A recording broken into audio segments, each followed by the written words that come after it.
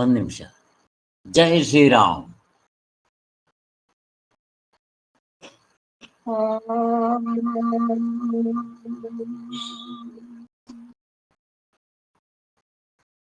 ಗುರು ಬ್ರಹ್ಮ ಗುರುರ್ವಿಷ್ಣು ಗುರುದೇವೋ ಮಹೇಶ್ವರಃ ಗುರು ಸಾಕ್ಷಾತ್ ಪರಬ್ರಹ್ಮ ತಸ್ಮೈ ಶ್ರೀ ಗುರವೇ ನಮಃ. ವಸುದೇವಸುತಂ ದೇವಂ ಕಂಸಚಾಣೂರಮರ್ದನಂ ದೇವಕೀ ಪರಮಾನಂದಂ ಕೃಷ್ಣಂ ವಂದೇ ಜಗದ್ಗುರುಂ. ಓಂ ಸಹನಾ ಭವತು ಸಹನೌ ಭುನಕ್ತು ಸಹ ವೀರ್ಯಂಕರವಾವಹೈ ತೇಜಸ್ವಿನಾವಧೀತಮಸ್ತು ಮಾ ವಿದ್ವಿಷಾವಹೈ. ಓಂ ಶಾಂತಿ ಶಾಂತಿ ಶಾಂತಿ. ಮಾತೃಭ್ಯೋ ನಮಃ ಪಿತೃಭ್ಯೋ ನಮಃ ಆಚಾರ್ಯೇಭ್ಯೋ ನಮಃ ಅತಿಥಿ ದೇವತಾಭ್ಯೋ ನಮಃ ರಾಷ್ಟ್ರದೇವತಾಭ್ಯೋ ನಮಃ ದರಿದ್ರ ನಾರಾಯಣ ದೇವತಾಭ್ಯೋ ನಮಃ. ಜೈ ಶ್ರೀರಾಮ್. ಓಕೆ ಮಾ, ಥ್ಯಾಂಕ್ ಯು. ಜೈ ಶ್ರೀರಾಮ್. ಇವತ್ತು ನಾವು ಮಾಡ್ತಾ ಇರುವಂಥ ಪುಸ್ತಕ ಸ್ಟಡಿ ಗ್ರೂಪ್ ಇದೆ, ಸರ್ವಸಮ್ಮತೋಪದೇಶಗಳು. ಇದನ್ನ ಯಾರಾದರೂ ಎಕ್ಸ್ಪ್ಲೈನ್ ಮಾಡಿ. ಸರ್ವಸಮ್ಮತೋಪದೇಶಗಳು ಈ ಪುಸ್ತಕದಲ್ಲಿ ಪೂರ್ತಿ ಆ ಹೆಡ್ಡಿಂಗ್ನೆಲ್ಲ ಎಲ್ಲ ಇದೆ. ಟ್ರೈ ಮಾಡಿ ಯಾರಾದರೂ. ಏನು ಹೇಳಬೇಕು ಅದಕ್ಕೆ? ಸರ್ವ ಅಂದರೆ ಏನು, ಸಮ್ಮತ ಉಪದೇಶಗಳು ಅಂದರೆ ಏನು, ಎರಡು ಭಾಗ ಇದೆ. ಸರ್ವ ಅಂದರೆ ಏನು ಅರ್ಥ ಮಾಡ್ಕೋಬೇಕಿಲ್ಲಿ ಅಂತ. ಸರ್ವ ಅಂದ್ರೆ ಎಲ್ಲಾ ದೇಶ, ಯಾವುದೇ ಒಂದು ಇದಿರ್ಬೋದು, ದೇಶ ಜಾಗ ಇರ್ಬೋದು, ಯಾವುದೇ ಒಂದು ಕಾಲ ಇರ್ಬೋದು, ಎಲ್ಲದಕ್ಕೂ ಅದು ಅನ್ವಯ ಆಗತ್ತೆ. ಆ ವಿಷಯ, ಯಾವ್ದು ವಿಷಯ ಹೇಳ್ತಾ ಇದಾರೋ ಆ ವಿಷಯ ಎಲ್ಲಾ ಒಂದು ದೇಶಕ್ಕೂ ಯಾವುದೇ ಕಾಲಕ್ಕೂ ಎಲ್ಲದಕ್ಕೂ ಅನ್ವಯ ಆಗುವಂತ ಇರೋದು ಸರ್ವ ಅಂತ. ಸಮ್ಮತ ಅಂದ್ರೆ ಯಾವುದೇ ಮತ ಆಗ್ಲಿ, ಯಾವುದೇ ಜನ ಆಗ್ಲಿ, ಯಾವುದೇ ಪ್ರಾಣಿ ಪಕ್ಷಿ ಏನೇ ಆಗ್ಲಿ, ಎಲ್ಲದ್ರದ್ದು ಅನುಭವಕ್ಕೆ ಸರಿ ಹೋಗಿ ಅವರು ಒಪ್ಪಿಕೊಳ್ಳೋ ಹಂಗೆ ಸಮ್ಮತ ಕೊಡ್ಬೇಕು. ಅದು ಅಂತ ಒಂದು ಉಪದೇಶವನ್ನ ಕೊಡ್ತಾ ಇದ್ದಾರೆ ಈ ಗುರುಗಳು. ಅದನ್ನ ಸರ್ವಸಮ್ಮತೋಪದೇಶ ಅಂತ ಹೇಳ್ತೀವಿ. ಕರೆಕ್ಟ್. ಇವತ್ತು ನಾವು ಮಾಡ್ತಾ ಇರೋದು ಅದರಲ್ಲಿ 3ನೇ ಚಾಪ್ಟರ್, ಲೌಕಿಕ ಪ್ರಮಾಣಗಳ ವಿಚಾರ. ಇಲ್ಲಿ ಇನ್ಯಾರಾದರೂ ಸ್ವಲ್ಪ ಸರ್ವಸಮ್ಮತ, ವೆರಿ ಗುಡ್ ಅಮ್ಮ, ಚೆನ್ನಾಗಿ ಹೇಳಿದೆ. ಸರ್ವಸಮ್ಮತೋಪದೇಶಗಳು ಇನ್ ಸ್ವಲ್ಪ ಏನಾದರೂ ಆ್ಯಡ್ ಮಾಡೋಕ್ಕಾದ್ರೆ ಮಾಡಿ. ಇವರು ಕಾಲದೇಶ ಹೇಳಿದ್ರು, ಕರೆಕ್ಟ್.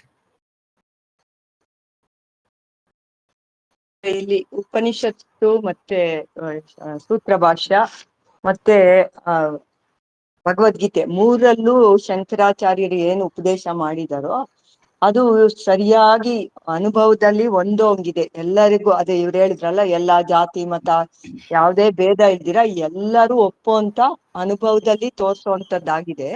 ಅದಕ್ಕೋಸ್ಕರ ಇದನ್ನ ಸರ್ವಸಮ್ಮತೋಪದೇಶಗಳು ಮತ್ತೆ ಈ ಉಪನಿಷತ್ತು, ಭಗವದ್ಗೀತೆ, ಸೂತ್ರ ಭಾಷ್ಯ ಮೂರು ಒಂದೇ ವಿಚಾರನ ಒಂದೇ ಅನುಭವದಲ್ಲಿ ಒಂದೇ ರೀತಿಯಲ್ಲಿ ತೋರಿಸ್ತಾ ಇದ್ದಾರೆ ಯಾರು, ಶಂಕರಾಚಾರ್ಯರು. ಅದಕ್ಕೂ ಮುಂಚೆನೂ ಇತ್ತು ಅದ್ವೈತ, ಆದ್ರೆ ಇದನ್ನ ಇವರು ಸರಿಯಾದ ರೀತಿ ಪ್ರಾಪರ್ ಚಾನೆಲ್ ಅಲ್ಲಿ ತೋರಿಸಿದ್ದಾರೆ. ಅನುಭವವಾಗಿ ನೋಡ್ಕೊಬಹುದು ಎಲ್ಲಾರು ಅಂತ ತೋರಿಸಿದ್ದಾರೆ. ಅದರಿಂದ ಇದು ಅದಕ್ಕೆ ಹೆಸರು ಹೊಂದುತ್ತೆ ಕರೆಕ್ಟ್ ಆಗಿ. ಅದೇನ್ ಪಾಯಿಂಟ್ ಬೇಕಾಗಿಲ್ಲ, ನೀವು ಹೇಳಿದ್ ಕರೆಕ್ಟು, ಬಟ್ ಇಲ್ಲಿಗೆ ಹೊಂದೋದಿಲ್ಲ. ಈಗ ಬೇರೆ ಧರ್ಮದವರು ಇದೆಲ್ಲ ಕೇಳೋದಿಲ್ಲ. ಆದ್ರಿಂದ ಸರ್ವ ಅಂತಂದ್ರೆ ಎಲ್ಲಾ ದೇಶದ, ಎಲ್ಲಾ ಕಾಲದ. ಅವ್ರು ಹೇಳಿದ್ರು, ಇಲ್ಲಿ ಜನಗಳನ್ನೂ ಹೇಳಬೇಕು. ಆ ಬ್ರಹ್ಮನಿಂದ ಹಿಡಿದು ಸ್ತಂಭದವರೆಗೆ ಅದು ಬೇರೆ ಬೇರೆ ದೇಶ, ಕಾಲ, ಕಾರ್ಯ, ಕಾರಣ, ಭಾವ. ಇಲ್ಲಿ ಸರ್ವ ಜನಾಂಗದವರೆಗೆ. ಜನಾಂಗ ಅಂದ್ರೆ ಯಾರು? ಮತ್ತೆ ದೇವತೆಗಳಿಂದ ಪ್ರಾಣಿಗಳವರೆಗೂ ಇಲ್ಲಿ ಎಲ್ಲರೂ ಬಂದ್ಬಿಡ್ತಾರೆ. ಯಕ್ಷ ಗಂಧರ್ವರು, ರಾಕ್ಷಸರು, ಋಷಿಗಳು, ಮನುಷ್ಯರು. ಆದ್ದರಿಂದ 14 ಲೋಕದಲ್ಲಿ ಇರೋರು ನನಗೆ ಗೊತ್ತಿರೋದು ಈ ಭೂಮಿ ಮೇಲಿರೋದು. ಇನ್ನು ಇಂಥ 9 ಗ್ರಹಗಳಿಂದ ಅವ್ರಿಗೂ ಆಗುತ್ತೆ. ಅದಕ್ಕೆ ಸರ್ವಕಾಲಿಕ, ಸರ್ವ ದೇಶ, ಅವ್ರು ಯಾವ ದೇಶದಲ್ಲಿರಲಿ, ಯಾವ ಕಾಲದಲ್ಲಿರಲಿ ಹಾಗೆ. ಮತ್ತೆ ಈಗ ಸತ್ಯಯುಗ ಬೇರೆ ಕಾಲ, ತ್ರೇತಾಯುಗ ರಾಮನ್ ಕಾಲ, ದ್ವಾಪರ ಕೃಷ್ಣನ್ ಕಾಲ, ಈಗ ಕಲಿಯುಗ ಇಲ್ಲಿಗೂ ಹೊಂದಬೇಕು. ಹೆಂಗಿದೆ? ಆಮೇಲೆ ಇನ್ನೇನು, ನಾನೇ ಆ ಪಾಯಿಂಟ್ ಗಮನಿಸಿರ್ಲಿಲ್ಲ, ಮೀನಮ್ಮ ಅವ್ರು ಹೇಳಿದ್ರು ಸರ್ವ ಸಮ್ಮತ. ಸಮ್ಮತ ಅಂದ್ರೆ ಬೇರೆ ಮತದವ್ರಿಗೂ ಕೂಡ, ಸಮ್ಮತ ಅಂತಂದ್ರೆ ಬೇರೆದು, ಬಟ್ ಇದನ್ನು ತಗೋಬಹುದು.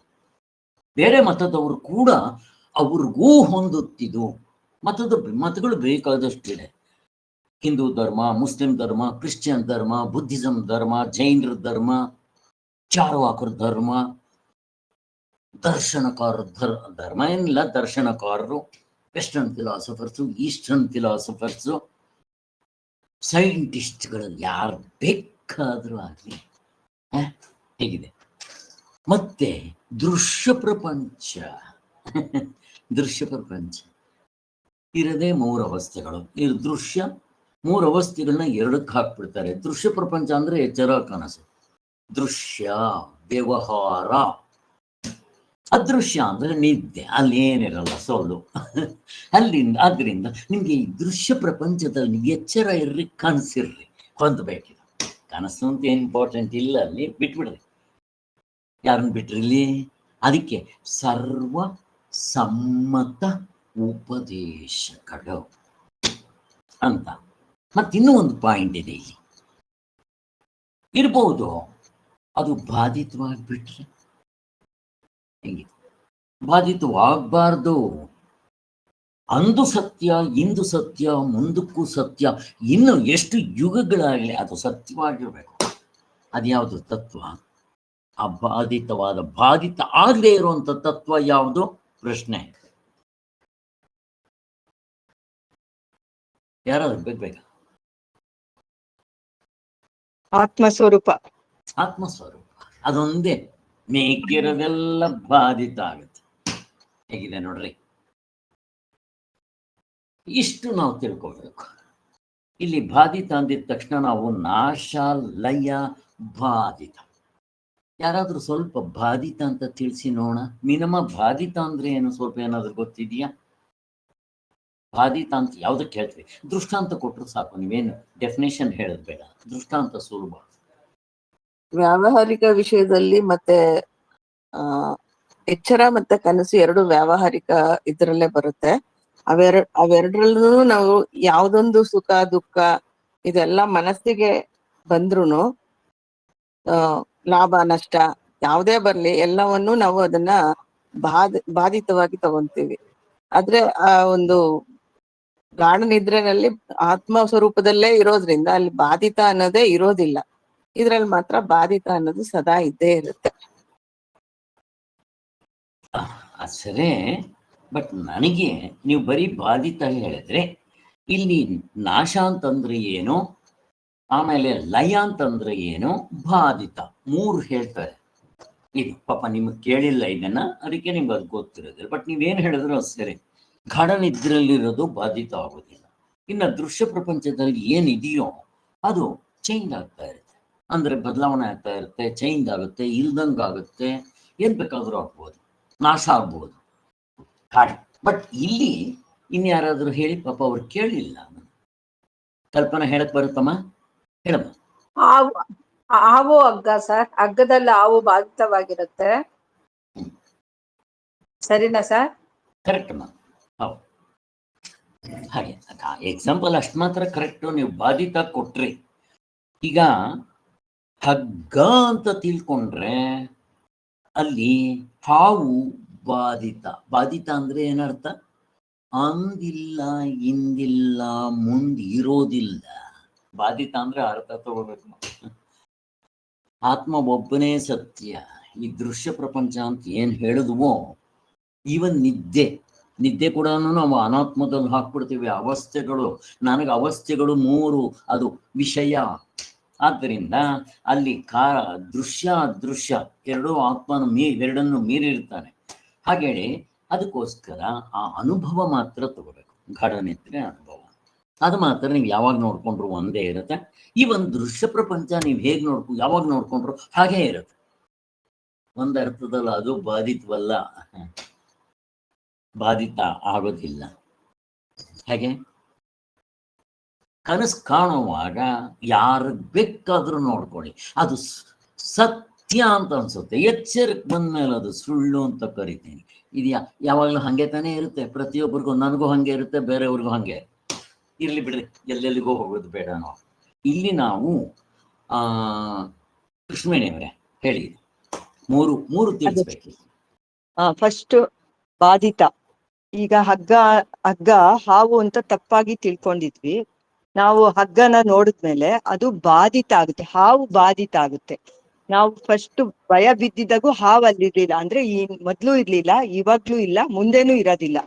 ಹಾವು ಹಗ್ಗದಲ್ಲಿ ಹಾವು ಬಾಧಿತ ಆಯ್ತು ಅಂತ ಅದು. ಇನ್ನ ಲಯ ಅಂದ್ರೆ ನಾವು ನಿದ್ದೆನಲ್ಲಿ ಲಯ ಆಗಿರುತ್ತೆ, ಈ ಪ್ರಪಂಚ ಎಲ್ಲ ಲಯ ಆಗಿರ್ತೈತೆ, ಎದ್ದ ತಕ್ಷಣ ಮತ್ತೆ ತೋರ್ಕೊಳ್ಳುತ್ತೆ, ಇಲ್ದಂಗ ಆಗೋದಿಲ್ಲ ಪ್ರಪಂಚ. ಮತ್ತೆ ಕನಸಲ್ಲಿ ಬೇರೆ ತರ, ಎಚ್ಚರದಲ್ಲಿ ಬೇರೆ ತರ ತೋರ್ಕೊಳ್ಳುತ್ತೆ, ಅದು ಲಯ.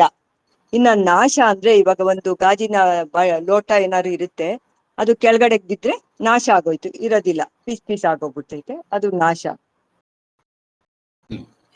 ಅಲ್ಲಿಗೆ ನಾಶ, ಲಯ, ಬಾಧಿತ ಈ ಮೂರು ಅರ್ಥ ನಮ್ಗೆ ಇಷ್ಟು ತಿಳ್ಕೊಂಡ್ರೆ ಸಾಕು. ಅದರಲ್ಲಿ ಪ್ರಪಂಚದಲ್ಲಿರೋ ಎಲ್ಲ ವಸ್ತುಗಳು, ಅಲ್ಲಿಗೆ ಈವನ್ ಅವಸ್ಥೆ ಒಳಗಡೆ ಇರೋ ಅರ್ಧ ಡಜನ್ ನಾಶ ಆಗುತ್ತೆ, ಇಲ್ಲ ಲಯವಾಗುತ್ತೆ. ಆತ್ಮತತ್ವ ಒಂದೇ ಬಾಧಿತವಾಗುವುದಿಲ್ಲ. ಅಂದು ಸತ್ಯ, ಇಂದು ಸತ್ಯ, ಮುಂದು ಸತ್ಯ, ನನಗೆ ಮಾತ್ರ ಅಲ್ಲ ಎಲ್ಲರಿಗೂ ಹಾಗೆ ಇರುತ್ತೆ. ಇದು ಹೆಚ್ಚು ಕಡಿಮೆ ಆಗೋದಿಲ್ಲ, ನಾಶ ಆಗೋದಿಲ್ಲ, ಮತ್ತೆ ಇದು ತಾತ್ಕಾಲಿಕವಾಗಿ ಇಲ್ದಂಗೆ ಆಗೋದಿಲ್ಲ. ಹಾಗೆ ಸೊ ಇಲ್ಲಿ ಹಾಗೆ ಈಗ ಲಯ ಅನ್ನೋದಕ್ಕೆ ಇನ್ನೂ ಒಂದು ದೃಷ್ಟಾಂತ ಕೊಡ್ತೀನಿ ನೋಡ್ರಿ ನಿಮಗೆ. ಈಗ ಫಾರ್ ಎಕ್ಸಾಂಪಲ್ ನಾನು ಸುಮ್ಮನೆ ಆಧ್ಯಾತ್ಮಿಕ ಹೇಳ್ತೀನಿ, ಎಲ್ಲ ತಗೋಬಹುದು, ಆಧ್ಯಾತ್ಮಿಕ, ಆದಿಭೌತಿಕ, ಅವಸ್ಥೆಗಳನ್ನೂ ತಗೋಬಹುದು. ಈಗ ಫಾರ್ ಎಕ್ಸಾಂಪಲ್ಲು ನಾನು ಈಗಿದ್ದೀನಿ, ಯಾವಾಗ ಹುಟ್ಟಿದ್ದು 1951, ಅದ್ರ ಹಿಂದೆ ಇಲ್ಲ, ಈಗಿದ್ದೀನಿ, ಯಾವಾಗಲೂ ಒಂದ್ಸರಿ ಗೊಟಕ್ಕಂತ ಹೋಗ್ತೀನಿ, ಆಮೇಲೆ ಇಲ್ಲ. ಅಲ್ಲ ಸ್ವಾಮಿ, ಹಿಂದಿಲ್ಲ, ಮುಂದಿಲ್ಲ, ಮಧ್ಯದಲ್ಲಿ ತಾತ್ಕಾಲಿಕವಾಗಿ ತೋರುದನ್ನ ನೀವು ಸತ್ಯ ಅಂತ ಕರೀತೀರ ಸ್ವಾಮಿ? ಇಲ್ಲ. ಅದಕ್ಕೆ ಇದು ಲಯ ಅಂದ್ರೆ ತಾತ್ಕಾಲಿಕವಾಗಿ ಇದ್ದಂಗಿರುತ್ತೆ, ತಾತ್ಕಾಲಿಕವಾಗಿ, ಅಥವಾ ತಾತ್ಕಾಲಿಕವಾಗಿ ಇರೋದಿಲ್ಲ ಅಷ್ಟೇ. ನೋಡಿ, ಇದನ್ನ ಒಳ್ಳೆ ಎಕ್ಸಾಂಪಲ್ಲು. ಹಾಗೆ ಆಧ್ಯಾತ್ಮಿಕ ಅವಸ್ಥೆ ಒಳಗಡೆ ಇಷ್ಟಕ್ಕೂ ತಗೋಬಹುದು. ಇನ್ನ ಗಾಢ ನಿದ್ರೆಯಲ್ಲಿ ಈ ಮನಸ್ಸು ನೋಡ್ರಿ ಹೇಗಿರುತ್ತೆ. ಎಚ್ಚರದಲ್ಲಿದೆ, ಕನಸಿನಲ್ಲಿದೆ, ಬಟ್ ಬೇರೆ ಬೇರೆ ಮನಸ್ಸು ಏನಾದರೂ ಇರಲಿ. ನಿದ್ದೆಯಲ್ಲಿ ಇದೆಯಾ? ಇಲ್ಲ. ಮನಸ್ಸಿಲ್ಲ ಅಂದ್ರೆ ಪ್ರಪಂಚವೂ ಇಲ್ಲ, ಅವಸ್ಥೆಗಳಿಲ್ಲ, ಏನೇನೂ ಇಲ್ಲ. ಎಷ್ಟೊತ್ತಿರಲ್ಲ, ಎದ್ದಿದ ತಕ್ಷಣ ಮತ್ತೆ ತೋರ್ಕೊಳ್ಳುತ್ತೆ. ಕನಸ್ಕೋದ್ರೆ ಇನ್ನೊಂದು ಪ್ರಪಂಚ ತೋರುತ್ತೆ. ಆದ್ರಿಂದ ಇದು ಹಿಂದಿರುತ್ತೆ, ಮುಂದಿರುತ್ತೆ, ಮಧ್ಯದಲ್ಲಿ ತಾತ್ಕಾಲಿಕವಾಗಿ ಇಲ್ದಂಗಾಗುತ್ತೆ, ಎರಡೂ ಒಂದೇ.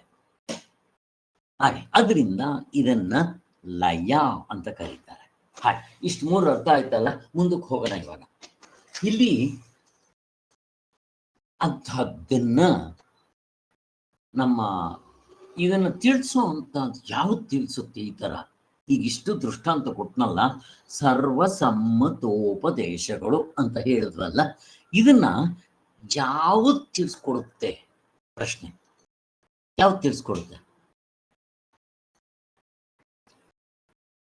ಇಂಥದ್ದನ್ನ? ನನ್ನ ಪ್ರಶ್ನೆ, ಬೈಬಲ್ ತಿಳಿಸುತ್ತಾ, ಕುರಾನ್ ತಿಳಿಸುತ್ತಾ, ಬುದ್ಧಿಸಮ್ ತಿಳಿಸುತ್ತಾ, ಜೈನರು ತಿಳಿಸ್ತಾರ, ವೆಸ್ಟರ್ನ್ ದರ್ಶನಕಾರ ತಿಳಿಸ್ತಾರ, ವೆಸ್ಟರ್ನ್ ಫಿಲಾಸಫರ್ ತಿಳಿಸ್ತಾರ, ಸೈಂಟಿಸ್ಟ್ಗಳು ತಿಳಿಸ್ತಾರ, ಚಾರ್ವಾಕರು ತಿಳಿಸ್ತಾರೆ, ಯಾರು ತಿಳಿಸ್ತಾರೆ ಅಂತ ಪ್ರಶ್ನೆ.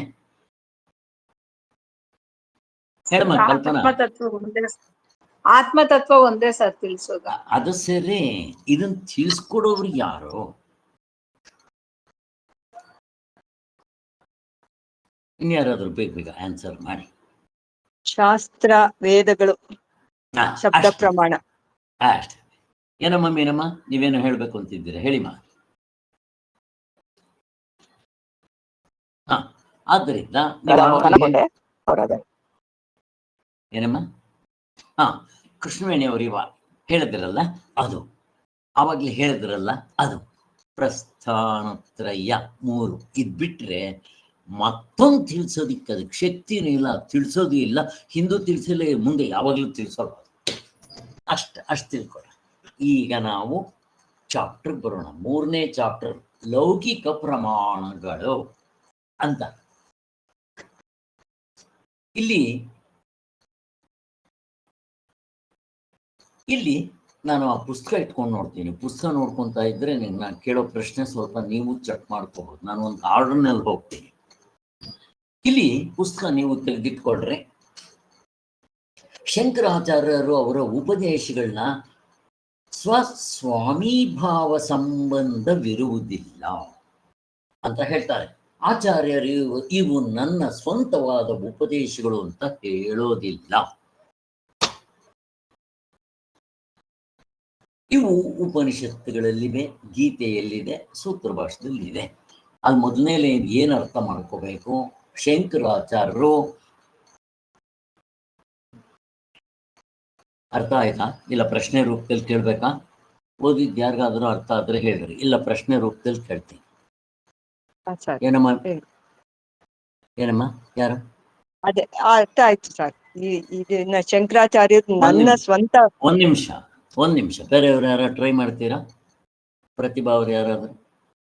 ಇಲ್ಲಿ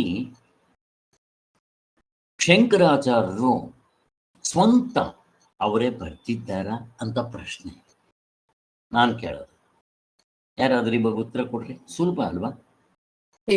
ಅವರೇ ಬರ್ದಿರೋದಲ್ಲ ಇದು, ಮೊದ್ಲು ಅವ್ರ ಗುರುಗಳು ಬಾದರಾಯಣರಿಂದ ಬಂದಿರೋದು, ಇದು ಆ ಪರಂಪರೆಯಿಂದ ಬಂದಿರೋದು. ಅದನ್ನ ಇವರು ತಿಳಿಸಿದ್ದಾರೆ ಲೋಕೋಪಕಾರಾರ್ಥವಾಗಿ ಎಲ್ರಿಗೂ ತಿಳ್ಕೊಂಡ್ಲಿ ಅಂತ ಅನ್ಬಿಟ್ಟು ತಿಳಿಸಿದ್ದಾರೆ. ಕರೆಕ್ಟ್. ಮತ್ ಶಂಕರಾಚಾರ್ಯದ ಏನ್ ಹೆಚ್ಚುಕಾರಕ್ಕೆ, ಏನ್ ಗ್ರೇಟ್ನೆಸ್ ಅಲ್ಲಿ? ಅದೇ ಸಾರ್ವತ್ರಿಕ ಪೂರ್ಣ ಅನುಭವ ಯಾರಿಗೂ ಗೊತ್ತಾಗ್ತಾ ಇರ್ಲಿಲ್ಲ. ಇವಾಗ ನಮ್ಗೆ ನಿಮ್ ಕ್ಲಾಸಿಗೆ ಬಂದ್ಮೇಲೆ ನಮಗ್ ಗೊತ್ತಾಗಿದ್ದಿಲ್ದಾರೆ ನಮ್ಗೇನ್ ಗೊತ್ತಾಗ್ತೈತಿ, ಏನು ಗೊತ್ತಾಗ್ತಾ ಇರ್ಲಿಲ್ಲ. ಮುಗಿದೋಯ್ತು. ಎಷ್ಟು ಸುಲಭ ನೋಡ್ರಿ. ಇದು ಇಲ್ಲಿವರೆಗೂ ಶಂಕರಾಚಾರ್ಯಗಿಂತ ಹಿಂದೆ ಯಾರು ತಿಳಿಸಿಲ್ಲ, ಶಂಕರಾಚಾರ್ಯಗಿಂತ ಮುಂದೆನೂ ಯಾರು ತಿಳಿಸಿಲ್ಲ, ಮುಂದಕ್ಕೆ ಯಾರು ತಿಳಿಸೋದು ಇಲ್ಲ. ಆ ದೃಷ್ಟಿಯಿಂದ ಇದು ಶಂಕರಾಚಾರ್ಯರದು ಅಂತ ಹೇಳಿದ್ರೆ ತಪ್ಪೇನು ಅಂತ ತಗೊಂಡ್ಬೇಕು ಅಲ್ವಾ? ಶಂಕರಾಚಾರ್ಯರು ಯಾವ ಅದ್ವೈತವನ್ನ ಹೊಸದಾಗಿ ಹೇಳಲಿಲ್ಲ, ಅವರ ಅದ್ವೈತವನ್ನ ಸ್ಥಾಪನೆ ಮಾಡಲೂ ಇಲ್ಲ. ಚೆನ್ನಾಗಿ ಅರ್ಥ ಮಾಡ. ಇದ್ದದ್ದನ್ ಇದ್ದಾಗ ತಿಳಿಸಿದ್ರು ಅಷ್ಟೇ.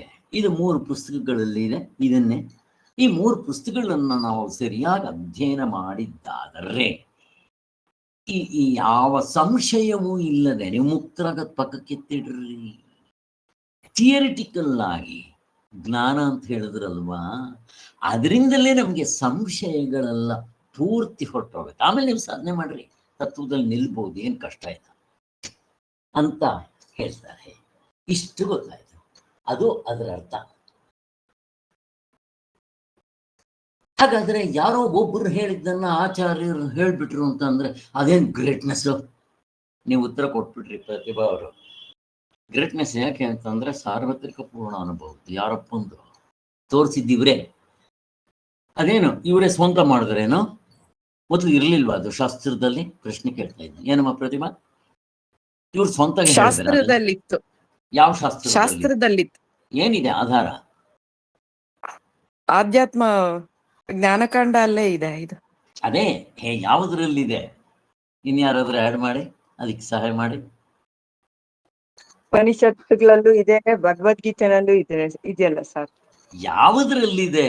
ಯಾವ ಉಪನಿಷತ್ನಲ್ಲಿದೆ ಅದು ಹೇಳಬೇಕು. ಬೃಹದಾರಣ್ಯಕದಲ್ಲಿ ಅವರು ಹೇಳ್ತಾರಲ್ಲ ಸರ್, ಮಾಂಡವ್ಯ ಉಪನಿಷತ್ತು. ಮಾಂಡಕ್ಯ ಉಪನಿಷತ್ ಅದು ಹೇಳ್ರಿ. ಮಾಂಡಿಕ್ಯ ಉಪನಿಷತ್ ಪೂರ್ತಿ ಎಚ್ಚರ ಕನಸು ನಿದ್ದೆ ಇನ್ನೇನ್ ಬೇಕು. ಬರೀ 12 ಮಂತ್ರ.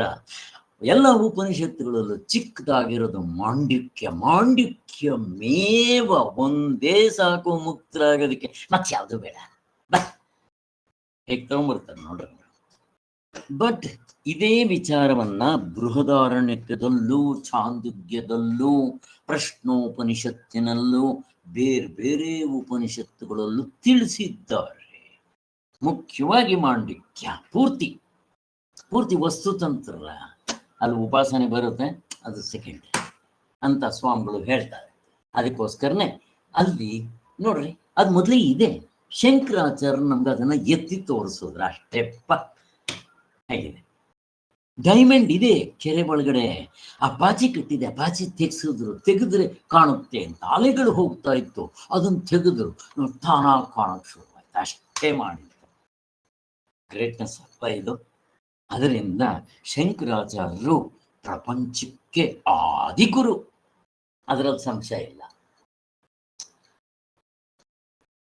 ಮತ್ತೆ ಈ ಉಪದೇಶಗಳು, ಪ್ರಸ್ಥಾನೋತ್ತರ ಭಾಷಾನೇ ಇರೋದು 3, ಈ 3ರಿಂದನೇ ಹೋಗ್ಬೇಕು. ಈ ಉಪದೇಶಗಳು ಅನುಭವಕ್ಕೆ ಹೊಂದೋ ಹಾಗಿದೆ. ಮತ್ತಿನ್ನೇನು, ಯಾವ ಅನುಭವ? ಸಾರ್ವತ್ರಿಕ ಪೂರ್ಣ ಅನುಭವ. ಹೆಂಗಿದೆ? ಯಾರಿಗೆ? ದೇವತೆಗಳಿಂದ ಹಿಡಿದು ಪ್ರಾಣಿಗಳವರೆಗೂ ಮುಗಿದು ಹೋಯ್ತು. ಎಲ್ರೂ ಇದರಲ್ಲೇ ಬಂದ್ಬಿಡ್ರಿ. ಯಾವ ದೇಶ, ಯಾವ ಕಾಲ, ಯಾವ ಕಾರ್ಯಕಾರಣ ಭಾವ ಮುಗಿದೋಯ್ತು. ನೀವು ಎಚ್ಚರ ಕನಸು ನೋಡ್ಕೊಡ್ರಿ, ಎಲ್ಲರೂ ಇದರಲ್ಲೇ ಬರ್ಬೇಕು. ಇದು ಬಿಟ್ಟು ಬೇರೆ ಎಲ್ಲಾದ್ರೂ ಇರೋಕ್ಕೆ ಸಾಧ್ಯನಾ? ಎಚ್ಚರ ಕನಸು ಬಿಟ್ರೆ ನಾವು ಎಲ್ಲಿದ್ರು ಆಕಾಶದಲ್ಲಿ ಇರಬೇಕು. ಆಕಾಶ ಎಲ್ಲಿದೆ? ಅವಸ್ಥೆ ಒಳಗಡೆ ಇದೆ. ಅವ್ರವ್ರು ನೋಡ್ಕೊಂಡ್ರೆ ಆಗೋಯ್ತು.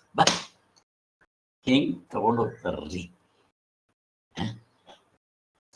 ಅವಸ್ಥೆ ಒಳಗಡೆ ನೀನಿದ್ದೀಯಾ, ನಿನ್ನ ಒಳಗಡೆ ಅವಸ್ಥೆ ಇದೆಯಾ? ಎಷ್ಟು ಚೆನ್ನಾಗಿದೆ. ಇನ್ ಸಾಕು. ಹೆಂಗ್ ತಗೊಂಡೋಗ್ತಾರೆ? ನಾವು ಅನ್ಕೊಂಡಿದ್ದು ಅಯ್ಯೋ ಅವಸ್ಥೆ ಒಳಗಡೆ ನಾನಿದ್ದೀನಿ ಅಂತ. ಈ ಮುಷ್ಟೆ ಮೋರೆ ಇವೆಲ್ಲ ಓದಿದ್ಮೇಲೆ ಛೀ, ಪ್ರಪಂಚವೇ ಆಕಾಶದಲ್ಲಿದೆ, ಆ ಆಕಾಶ ಅವಸ್ಥೆ ಒಳಗಡೆ ಇದೆ, ಆ ಅವಸ್ಥೆ ನನ್ನ ಒಳಗಡೆ ಇದೆ. ಪರಮಾತ್ಮನಲ್ಲಿ ನಿಂತು ನೋಡ್ರಿ, ಆತ್ಮನಲ್ಲಿ ನಿಂತು ನೋಡ್ರಿ, ಹೆಂಗೆ ವ್ಯತ್ಯಾಸ ನೋಡ್ರಿ ಹೇಗಿದೆ. ಈಗ ತೋರಿಸ್ಕೊಟ್ಟವ್ರು ಶಂಕರಾಚಾರ್ಯ. ಅದಕ್ಕೆ ಅವ್ರ ಗ್ರೇಟ್ನೆಸ್. ಅಲ್ಲಿಗೆ ಅರ್ಥವು ಸರ್ವಾನುಭವಕ್ಕೂ ಹೊಂದುತ್ತೆ. ಎಲ್ಲರಿಗೂ ಯಾವನ್ ಬೇಕಾದ್ರಾಗಿರ್ಲಿ, ದೇವ್ರನ್ನ ನಂಬಲಿ ನಂಬದೇ ಇರಲಿ, ಆಸ್ತಿಕರು ನಾಸ್ತಿಕರು, ಆಮೇಲೆ ವೈದಿಕರು ಅವೈದಿಕರು, ಆಮೇಲೆ ಧರ್ಮವನ್ನ ನಂಬುವವರು, ಧರ್ಮವನ್ನ ನಂಬದೇ ಇರೋ ಚಾರ್ವಾಕರು. ಹೆಂಗಿದೆ? ಯಾರ ಬೇಕಾದ್ರೂ ಬಂದು ಕೂತ್ಕೊಳ್ಳಿ, ಒಂದು ಗಂಟೆ ಕೇಳಿ ಸಾಕು, ತೋರಿಸ್ಬಿಡ್ತೀನಿ. ಎಷ್ಟು ಚೆನ್ನಾಗಿದೆ. 1 ಗಂಟೆ. ಅವ್ನಿಗೆ ಏನು ಪ್ರಿಪ್ರೇಷನ್ ಬೇಕಾಗಿಲ್ಲ. ನೀ ಹೇಳ್ದ್ನಲ್ಲ, ಇಷ್ಟುನು ಚಾರ್ವಾಕ್ನಾಗಿರ್ಲಿ, ಸೈಂಟಿಸ್ಟ್ ಆಗಿರ್ಲಿ, ದರ್ಶನಕಾರರಾಗಿರ್ಲಿ, ವೆಸ್ಟರ್ನ್ ಫಿಲಾಸಫರ್ಸ್ ಆಗಿರ್ಲಿ, ಈಸ್ಟರ್ನ್ ಫಿಲಾಸಫರ್ಸ್ ಆಗಿರ್ಲಿ, ಅಥವಾ ಒಂದು ವೀರಪ್ಪನೇ ಆಗಿರ್ಲಿ, ಹೆಂಗಿದೆ ಇದಪ್ಪ. ಆದ್ದರಿಂದ ಈ ಅಭಿಪ್ರಾಯವು ನಮಗೆ ಶಂಕರರ ಮೂಲಕವಾಗಿ ತಿಳಿದು ಬಂದಿರೋ ಕಾರಣದಿಂದ ಹಕ್ಕರಿಬೋದು. ಶಂಕರರಿಗೆ ಆ ಬಿರುದು ಕೊಡ್ಬೋದು. ಶಂಕರಾಚಾರ್ಯರೇ ನಿಜವಾಗ್ಲೂ ನಮ್ಮ ಗುರುಗಳು ಅಂತ ಇದನ್ನು ತೋರಿಸ್ಕೊಟ್ಟಂತ ನಮ್ಮ ಸಚ್ಚಿದಾನಂದ ಸರಸ್ವತಿ ಸ್ವಾಮಿಗಳೇ ನನಗೆ ಶಂಕರಾಚಾರ್ಯ. ಅವ್ರಿಗೆ ಗ್ರೇಟ್ ಇಲ್ಲ ಅನ್ಲಿಲ್ಲ. ನಮಗ್ ಗ್ರೇಟ್ ಯಾರು? ನಮಗ್ ತಿಳಿಸ್ಕೊಟ್ಟವ್ರು ಇವರು. ಇಟ್ಕೊಳ್ರಿ, ಹಿಂಗ್ ತಗೊಂಡ್ಬರ್ಬೇಕು. ನನಗನ್ಸುತ್ತೆ ಶಂಕರಾಚಾರ್ಯರಿಗಿಂತ ಸಚ್ಚಿದಾನಂದ ಸರಸ್ವತಿ ಸ್ವಾಮಿಗಳು ಒಂದು ಕೈ ಮುಂದೆ, ಬಲ್ಗೈ ಹಂಗಂತೀನಿ. ಇರ್ಲಿ ಬಿಡ್ರಿ, ಇವತ್ತಿನ ಟಾಪಿಕ್ ಬೇರೆ, ಆಮೇಲೆ ಇಲ್ಲೇ ಹೋಗ್ಬಿಡುತ್ತೆ. ಎಲ್ಲ ಹಿಂದೆ ಡಿಸ್ಕಸ್ ಮಾಡಿದೀವಿ. ನಿಮ್ಗೆ ಆ ಪಾಯಿಂಟ್ ಬ್ಯಾಕ್ಗ್ರೌಂಡ್ ಜ್ಞಾಪಕ ಬಂದ್ರೆ ಸಾಕು. ಈಗ ಉಪನಿಷತ್ತುಗಳು ಅವನ್ನ ಅನುವಾದ ಮಾಡಿ ವಿವರಿಸುವ ಇಲ್ಲಿ ಇದು ಹೇಳ್ತಾ ಇದ್ದಾರೆ. ಈಗ ಉಪನಿಷತ್ತುಗಳಂದ್ರೆ ಏನು? ಯಾರಾದರೂ ಉಪನಿಷತ್ತು ಬ್ರಹ್ಮಸೂತ್ರ ಸೂತ್ರಭಾಷ್ಯ, ಅದರ ಅರ್ಥ ಕೇಳ್ತಾ ಇದ್ದಾರೆ. ಉಪನಿಷತ್ತು ಅಂದ್ರೆ ಏನು? ಅದೆಲ್ಲಿಂದ ಬಂತು? ಅದಕ್ಕೆ ಹಿಂದೆಗಡೆ ಆಧಾರ ಯಾವುದು? ಹೇಳಿ ಪ್ರತಿಭಾ ಅಥವಾ ಕಲ್ಪನಾ ಅಥವಾ ಮೀನಮ್ಮ ಅವರು ಹೇಳಮಕ್ಕ. ವೇದಗಳು. ವೇದಾಂತಗಳೇ ಆಧಾರ ಉಪನಿಷತ್ತುಗಳಿಗೆಲ್ಲ. ಹಾ. ಉಪ ಅಂದ್ರೆ ಸಮೀಪ, ಹೇಳ್ರಿ. ನಿಷತ್ ನೀ ಅಂತಂದ್ರೆ ಏನೋ ಒಂದಿದೆ, ಶತ್ ಅಂದ್ರೆ ಒಟ್ನಲ್ಲಿ ದೇವ್ರ ಹತ್ರ ಇರೋದು, ಅದನ್ನೇ ತಿಳ್ಕೊಳೋದು ಅಂತ ಅನ್ಬಿಟ್ಟು. ಅಷ್ಟೇ. ಇನ್ಯಾರಾದ್ರೂ ವಾತ. ಏನಮ್ಮ? ಅದೇ ಹತ್ರ ಇರೋದು ಅಷ್ಟೇ, ಹ್ಮ್. ಯಾವಾಗ್ಲೂ ಅದ್ರ ಬಗ್ಗೆ ಚಿಂತನೆ ಮಾಡ್ತಾ ಇರೋದು. ಕರೆಕ್ಟ್. ಹಾಗೆ ಅಲ್ಲಿಗೆ ಉಪನಿಷತ್ತುಗಳಂದ್ರೆ ವೇದದ ಅಂತ, ಕೊನೆ ಭಾಗ. ವೇದಗಳು ಅಂತಂದ್ರೆ 4 ವೇದಗಳು, ಅದರಲ್ಲಿ 2 ಭಾಗ ಇವೆಲ್ಲ ಬರುತ್ತೆ. ಇವೆಲ್ಲ ನಿಮಗೆ ಗೊತ್ತಿದೆ. ಕರ್ಮಕಾಂಡ, ಜ್ಞಾನಕಾಂಡ. ಕರ್ಮಕಾಂಡದಲ್ಲಿ ಇನ್ನೊಂದು ಉಪಾಸನಾ ಕಾಂಡ, ಸಬ್ ಬ್ರಾಂಚ್. ಇವೆರಡೂ ಒಂದೇ. ಹಾಗೆ ಇವಕ್ಕೆ ಪ್ರವೃತ್ತಿ ಮಾರ್ಗ ಅಂತಾರೆ. ಪ್ರವೃತ್ತಿ ಅಂದ್ರೆ ಪ್ರಪಂಚದ ಕಡೆ ಹೋಗೋದು, ನಿವೃತ್ತಿ ಅಂದ್ರೆ ಪ್ರಪಂಚಕ್ಕಿಂತ ರಿವರ್ಸ್ ಆಗಿ ಹೋಗೋದು, ಆತ್ಮನ ಕಡೆ ಹೋಗೋದು. ಅದು ನಿವೃತ್ತಿ ಮಾರ್ಗ, ಜ್ಞಾನಕಾಂಡ. ಇವೆಲ್ಲ ಗೊತ್ತಿದೆ ನಮ್ಗೆ. ಹಾಗೆ ಉಪನಿಷತ್ತುಗಳಲ್ಲಿ ಪ್ರವೃತ್ತಿ ಮಾರ್ಗ, ನಿವೃತ್ತಿ ಮಾರ್ಗ ಅಂತ ಹೈಲೈಟ್ ಮಾಡಿ ಹೇಳ್ತಾ ಇರ್ತಾರೆ ಅದನ್ನ. ಹೀಗೆ ಸೊ ಅಲ್ಲಿಗೆ ಉಪನಿಷತ್ತುಗಳಂದ್ರೆ ಅರ್ಥ ಆಯ್ತು. ಈ ಗೀತಾ ಅಂದ್ರೆ ಏನು, ಭಗವದ್ಗೀತಾ ಅಂದ್ರೆ ಏನು?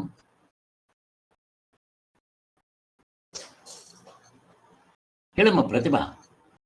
ಇನ್ಯಾರಾದ್ರೂ ಹೇಳಿ, ಯಾರು ಬೇಕಾದ್ರೂ ಹೇಳಿ. ಪ್ರತಿಭಾ, ಯಾರಾದ್ರೂ ಬೇರೆಯವ್ರು ಹೇಳಿ ಬೇಗ. ಸ್ಮೃತಿ ಸರ್, ಇದು ಭಗವಂತನಿಂದ ಬಂದಿರೋದು, ಕೃಷ್ಣ ಭಗವಂತ ಹೇಳಿರೋದು. ಆ ಉಪನಿಷತ್ತುಗಳ ಸಾರನೇ ಇದು ಭಗವದ್ಗೀತೆ. ಇದು ಸ್ಮೃತಿ ಪ್ರಸ್ಥಾನ ಅಷ್ಟೇ. ಹಾಗೆ ಸೊ ಈ ಉಪನಿಷತ್ತುಗಳನ್ನೇ ವಿವರಿಸೋದೇ ಗೀತೆ. ಸೂತ್ರ ಭಾಷಾ ಅಂದ್ರೆ ಏನು?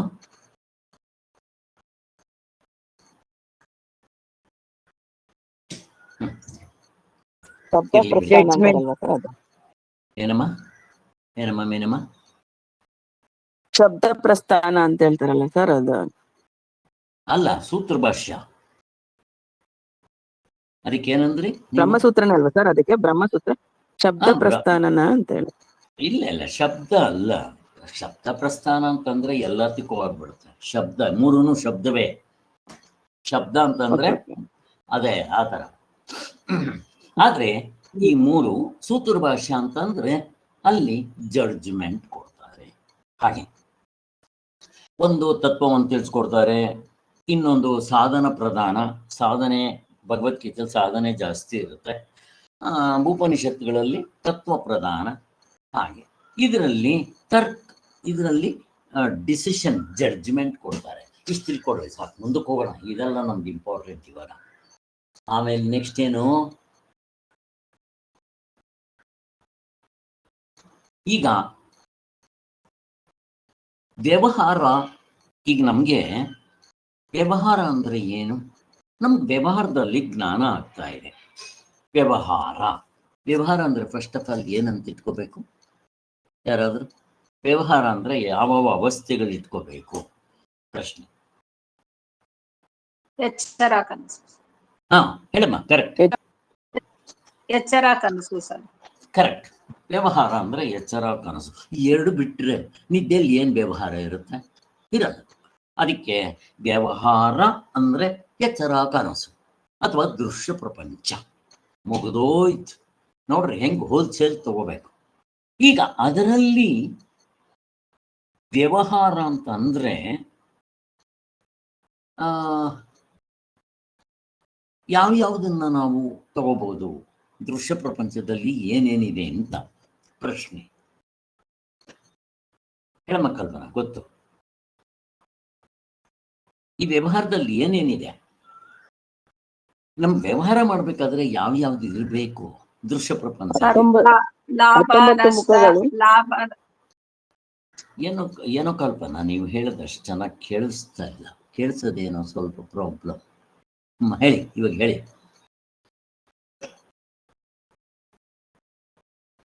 ವ್ಯವಹಾರ ಅಂದ್ರೆ ಲಾಭ ನಷ್ಟ, ಅವು ಸರಿ. ಇಲ್ಲಿ ಯಾವ್ಯಾವ್ದು ಇದ್ರೆ ವ್ಯವಹಾರ ಮಾಡಕ್ಕಾಗತ್ತೆ ನನ್ನ ಪ್ರಶ್ನೆ. ಇನ್ಯಾರಾದ್ರೂ ಆಡ್ ಮಾಡಿ. 19 ಮುಖಗಳು, ಸಪ್ತಾಂಗ ಹಾ ಮತ್ತೆ ಅರ್ಧ ಡಜನ್. ಹಾ ಇಷ್ಟು ಅವಸ್ಥೆ ಇರ್ಬೇಕು. ಪ್ಲಸ್ ಅರ್ಧ ಡಜನ್. ಅಷ್ಟು ಇರಬೇಕು, ಇಲ್ದ್ರ ವ್ಯವಹಾರ ಮಾಡೋಕ್ಕಾಗಲ್ಲ. ಈಗ ನಾನು ಒಬ್ಬ ಇದ್ದೀನಿ ಆಧ್ಯಾತ್ಮಿಕ, ಮಾಡ್ರಿ ವ್ಯವಹಾರ. ಬೈ ಚಾನ್ಸ್ ಎಚ್ಚರದಲ್ಲಿ ನಾನು ಒಬ್ಬ ಇದ್ದೀನಿ, ಆದಿ ಭೌತಿಕ, ಹೆಂಡತಿ ಮಕ್ಕಳು ಮನೆ ಮಾಡ 84 ಲಕ್ಷ ಜೀವರಾಶಿಗಳಿಲ್ಲ, ಮಾಡ್ರಿ ವ್ಯವಹಾರ. ಆದಿ ದೈವಿಕ, ಸೂರ್ಯ ಚಂದ್ರ ನಕ್ಷತ್ರಗಳು 14 ಲೋಕ ಇಲ್ಲ, ಸೂರ್ಯನೇ ಇಲ್ಲ, ಬೆಳಕು, ಹೆಂಗ್ ವ್ಯವಹಾರ ಮಾಡ್ತೀರಾ? ಮಾಡ್ರಿ. ಹಾ ವರ್ಷ ಹೋಗಿ ಎತ್ತಿದ್ರ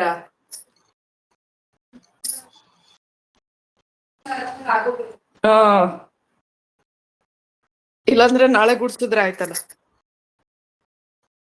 ಅಲ್ಲಿ ಸ್ವಲ್ಪ ಏನೇನೋ ಬೆಡ್ಶೀಟು ಎಲ್ಲ ಇದೆ, ಎಲ್ಲ ಎತ್ಬೇಕು. ಅವಳೆ ಕೈಯಿಂದ ಎತ್ಬೇಕು ಅಷ್ಟೆ. ನೆಲ ಮೇಲಿದೆ. ಈಗ ನೋಡಿದ್ರಾ, ಬರೀ ನಾನೊಬ್ಬ ಇದ್ರೆ ಏನು ವ್ಯವಹಾರ ಮಾಡೋಕ್ಕಾಗಲ್ಲ.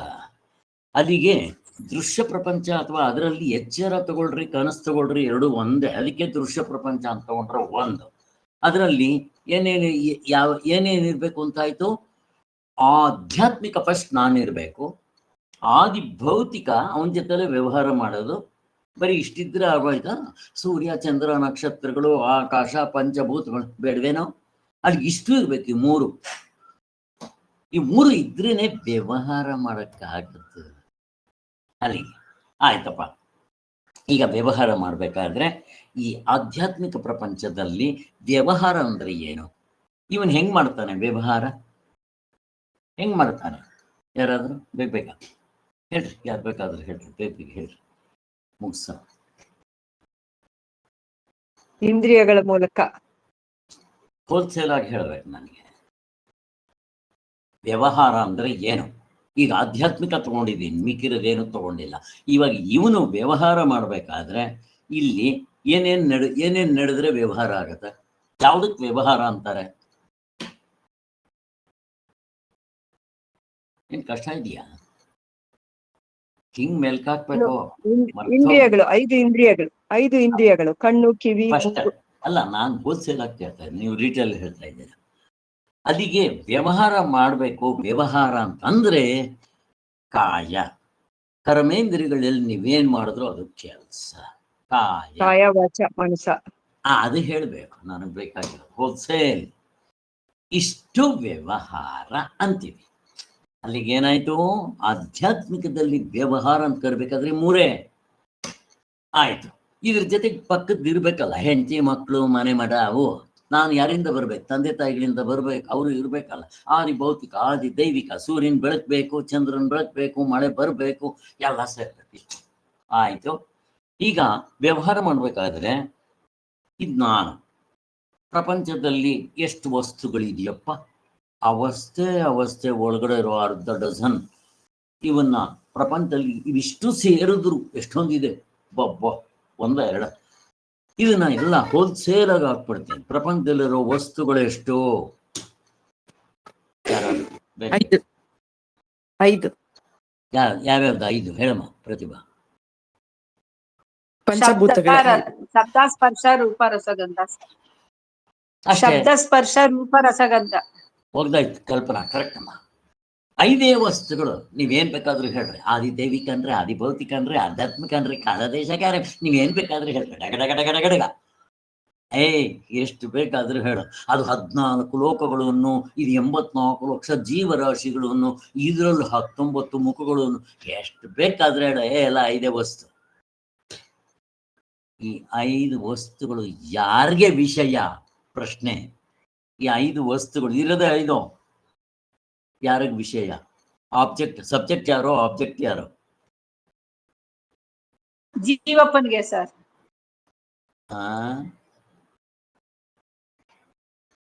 ಇನ್ಯಾರಾದ್ರೂ ಆಡ್ ಸರ್ ಮಾಡಿ? ಇದು ಅಲ್ಲ ಹೇಳಿ ಸರ್. ಆತ್ಮನಿಗೆ ಆತ್ಮ ಬಂದು ಸಬ್ಜೆಕ್ಟು, ಜೀವಪ್ಪ ಬಂದು ಆಬ್ಜೆಕ್ಟ್ ಸರ್. ಎಲ್ಲವೂ ಆಬ್ಜೆಕ್ಟ್. ಆತ್ಮನಿಗೆ ಹೇಗಿದೆ?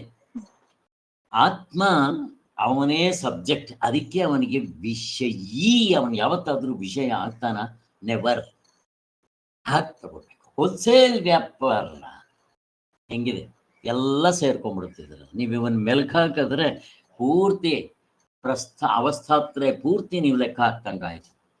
ಹೇಗಿದೆ ಈಗ ಆತ್ಮ ಸಬ್ಜೆಕ್ಟ್, ಮಿಕ್ಕಿರೋದೆಲ್ಲ ಆಬ್ಜೆಕ್ಟ್. ಮಿಕ್ಕಿರೋದು ಅಂದ್ರೆ ಯಾವುದು? ಈ ಆಧ್ಯಾತ್ಮಿಕ, ಆದಿಭೌತಿಕ, ನನ್ನ ಕೈ ತೋರಿಸೋದ್ರೆ ತಿಳ್ಕೊಂಡ್ಬಿಡ್ತಾರ. ಆಧ್ಯಾತ್ಮಿಕ, ಆದಿಭೌತಿಕ, ಆದಿದೈವಿಕ ಎಲ್ಲ ಮುಗ್ದೋಯ್ತು. ಅದ್ರಲ್ಲಿ ಕಾಲ, ದೇಶ, ಕಾರ್ಯಕಾರಣ, ಭಾವ ಇಲ್ದ್ರೆ ಮಿಸ್ಕಕ್ಕಾಗಲ್ಲ, ವ್ಯವಹಾರ ಮಾಡೋಕ್ಕಾಗಲ್ಲ. ಇಷ್ಟು ಆಬ್ಜೆಕ್ಟ್ ಯಾರಿಗೆ? ನಮ್ಮ ಅಪ್ಪನಿಗೆ, ಆಯ್ತು, ಆತ್ಮನಿಗೆ. ಈಗ ಆತ್ಮನ ಪಕ್ಕಕ್ಕೆ ತಿಳ್ರಿ. ಈಗ ವ್ಯವಹಾರ ಮಾಡಬೇಕಾದ್ರೆ ನಮಗೆ ಸಬ್ಜೆಕ್ಟ್ ಯಾವುದು? ಬರೀ ವ್ಯವಹಾರ. ದೃಶ್ಯ ಪ್ರಪಂಚದಲ್ಲಿ ನಾನು ಆತ್ಮನ ಪಕ್ಕಕ್ಕೆ ಎತ್ತಿಟ್ಬಿಟ್ಟಿದ್ದೇನೆ. ಇಲ್ಲಿ ನಾನು ಮೊದಲೇ ಇದು ಹೇಳಬೇಕಾಯ್ತು, ಏನು ತೊಂದರೆ ಇಲ್ಲ. ಈ ವ್ಯವಹಾರ ಮಾಡಬೇಕಾದ್ರೆ ಈಗ ಸಬ್ಜೆಕ್ಟ್ ಯಾವುದು, ಆಬ್ಜೆಕ್ಟ್ ಯಾವುದು? ಯಾರಾದ್ರೂ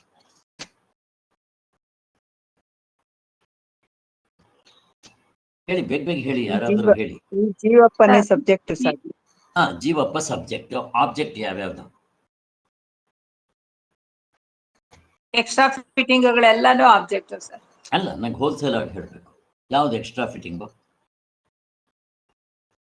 ಅನಾತ್ಮಗಳೆಲ್ಲ ಸರ್. ಅದೇ ಯಾವುದು?